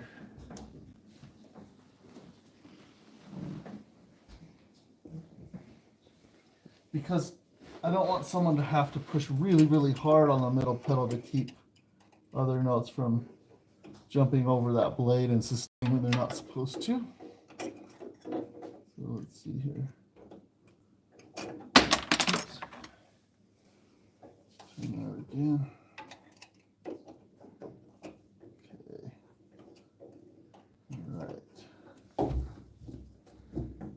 Okay, let's see how far it goes now. Yeah, now it goes really far. It's definitely going to keep those in place. You can come really close. Before these, you know, if it goes just a little bit, some of these could jump over and get caught like that one, see? And when they're not supposed to ring, they could ring, okay? But now with the pedal going all the way really easily, they won't, okay? And it's still free here. And while I'm down here, I've done a video where this rail in the back, you know, these will be able to go too high up and click against the rail, but obviously the dealer prepped this piano well and took care of that. But I'm just going to make sure these screws are snug, because look, they're loose. They put like 3 washers behind these screws. I don't know why, and I think that's part of the problem with them staying. I think they don't want the wood to be marred, but the result is that it gets loose really easily, and then you get that clicking up against the rail. Okay, so that was some preventative maintenance, I guess. Then we'll throw the action back in and make sure the sustainator works right.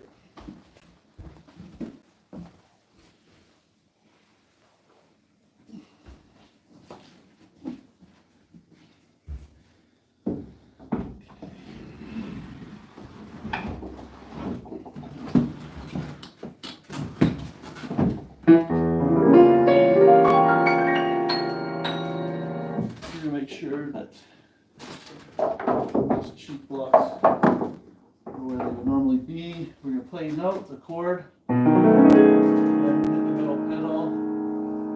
Those notes stay upright. And then if I push the pedal with no notes, without pushing any notes down, nothing should jump up and sustain, and it's not. Maybe that's what it was doing before, I'm not sure, based on what I'm seeing. But so you play the note, you press the pedal, and then it sustains those.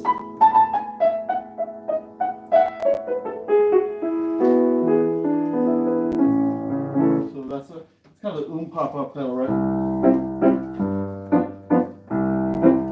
You could do that kind of effect if you want. I don't know if that's why they originally came up with the substitute pedal. Most people don't use it though. It's a really limited repertoire. Is that accurate to say, Mark? Yeah.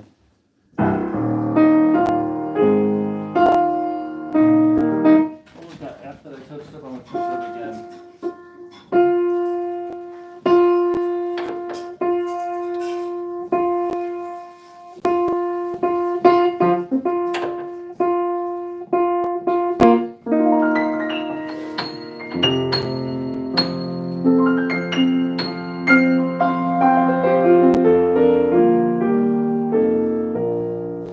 Okay, let's plug in our piano mic again. And I'll put things back together. Except, oh wait, there is one other thing I want to show. Sorry. We were talking about the proximity of this rail to the keys and how it was I didn't like how close it was, you know. There's a couple different things I've done to space that out before. I don't like to put, on an upright, you would just put some spacers right here on this frame and it would space that out. But the grand piano the action needs to move, so I don't like to put anything there to limit that or increase the friction on it. I will take a small piece. I thought I did this before and someone might have removed it. Another technician from the dealer.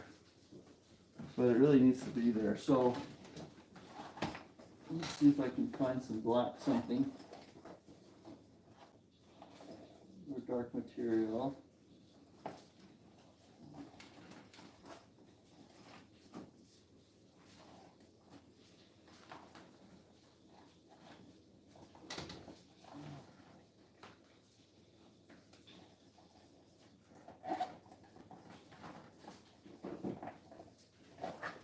No.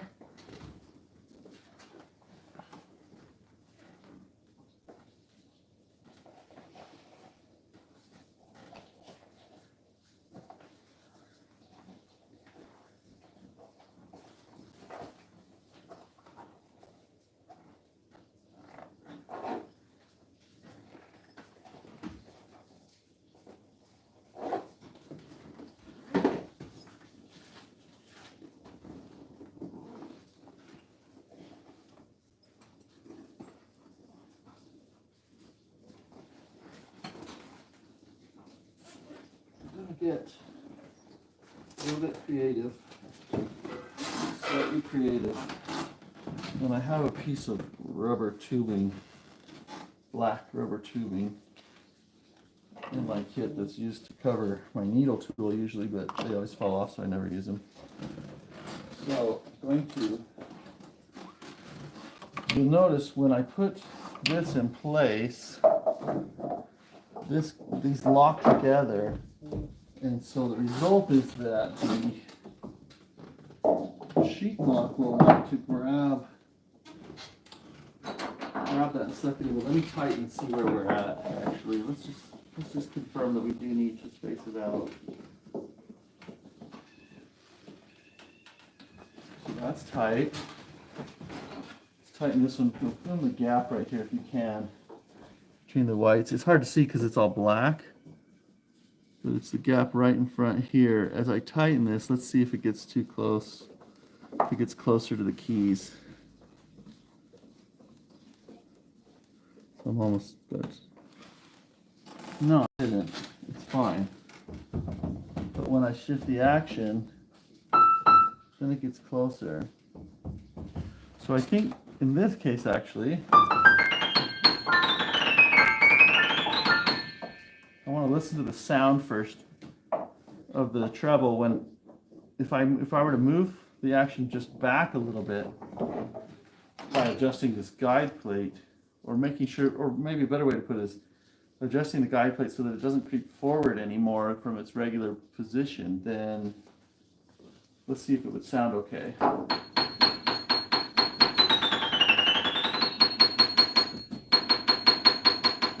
Yeah, it sounds best all the way back. So all I'm doing here is just a little touch-up adjustment. I'm going to, what happened when I put it together, the gap looked fine, and then I shifted the action with the unicorda pedal a few times and it crept forward, because this, when you move the pedal, this side of the keyboard wants to go like this. And so there must just be a little bit of play in that guide plate, okay, which is fine, but we just need to adjust it properly. So I'm going to loosen these two screws. Now if you're attempting this, you have to know that if you put it in a place that doesn't sound good, if it's not the best place for the hammer to hit the strings, then that's not acceptable. But now, the sound is the strongest actually right there. And now when I tighten this down,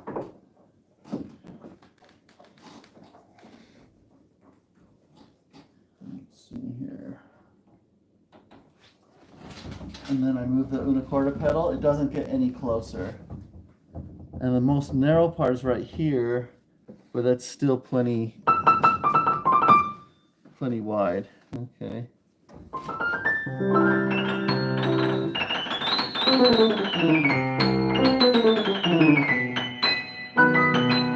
So just a little touch-up adjustment and that solved that.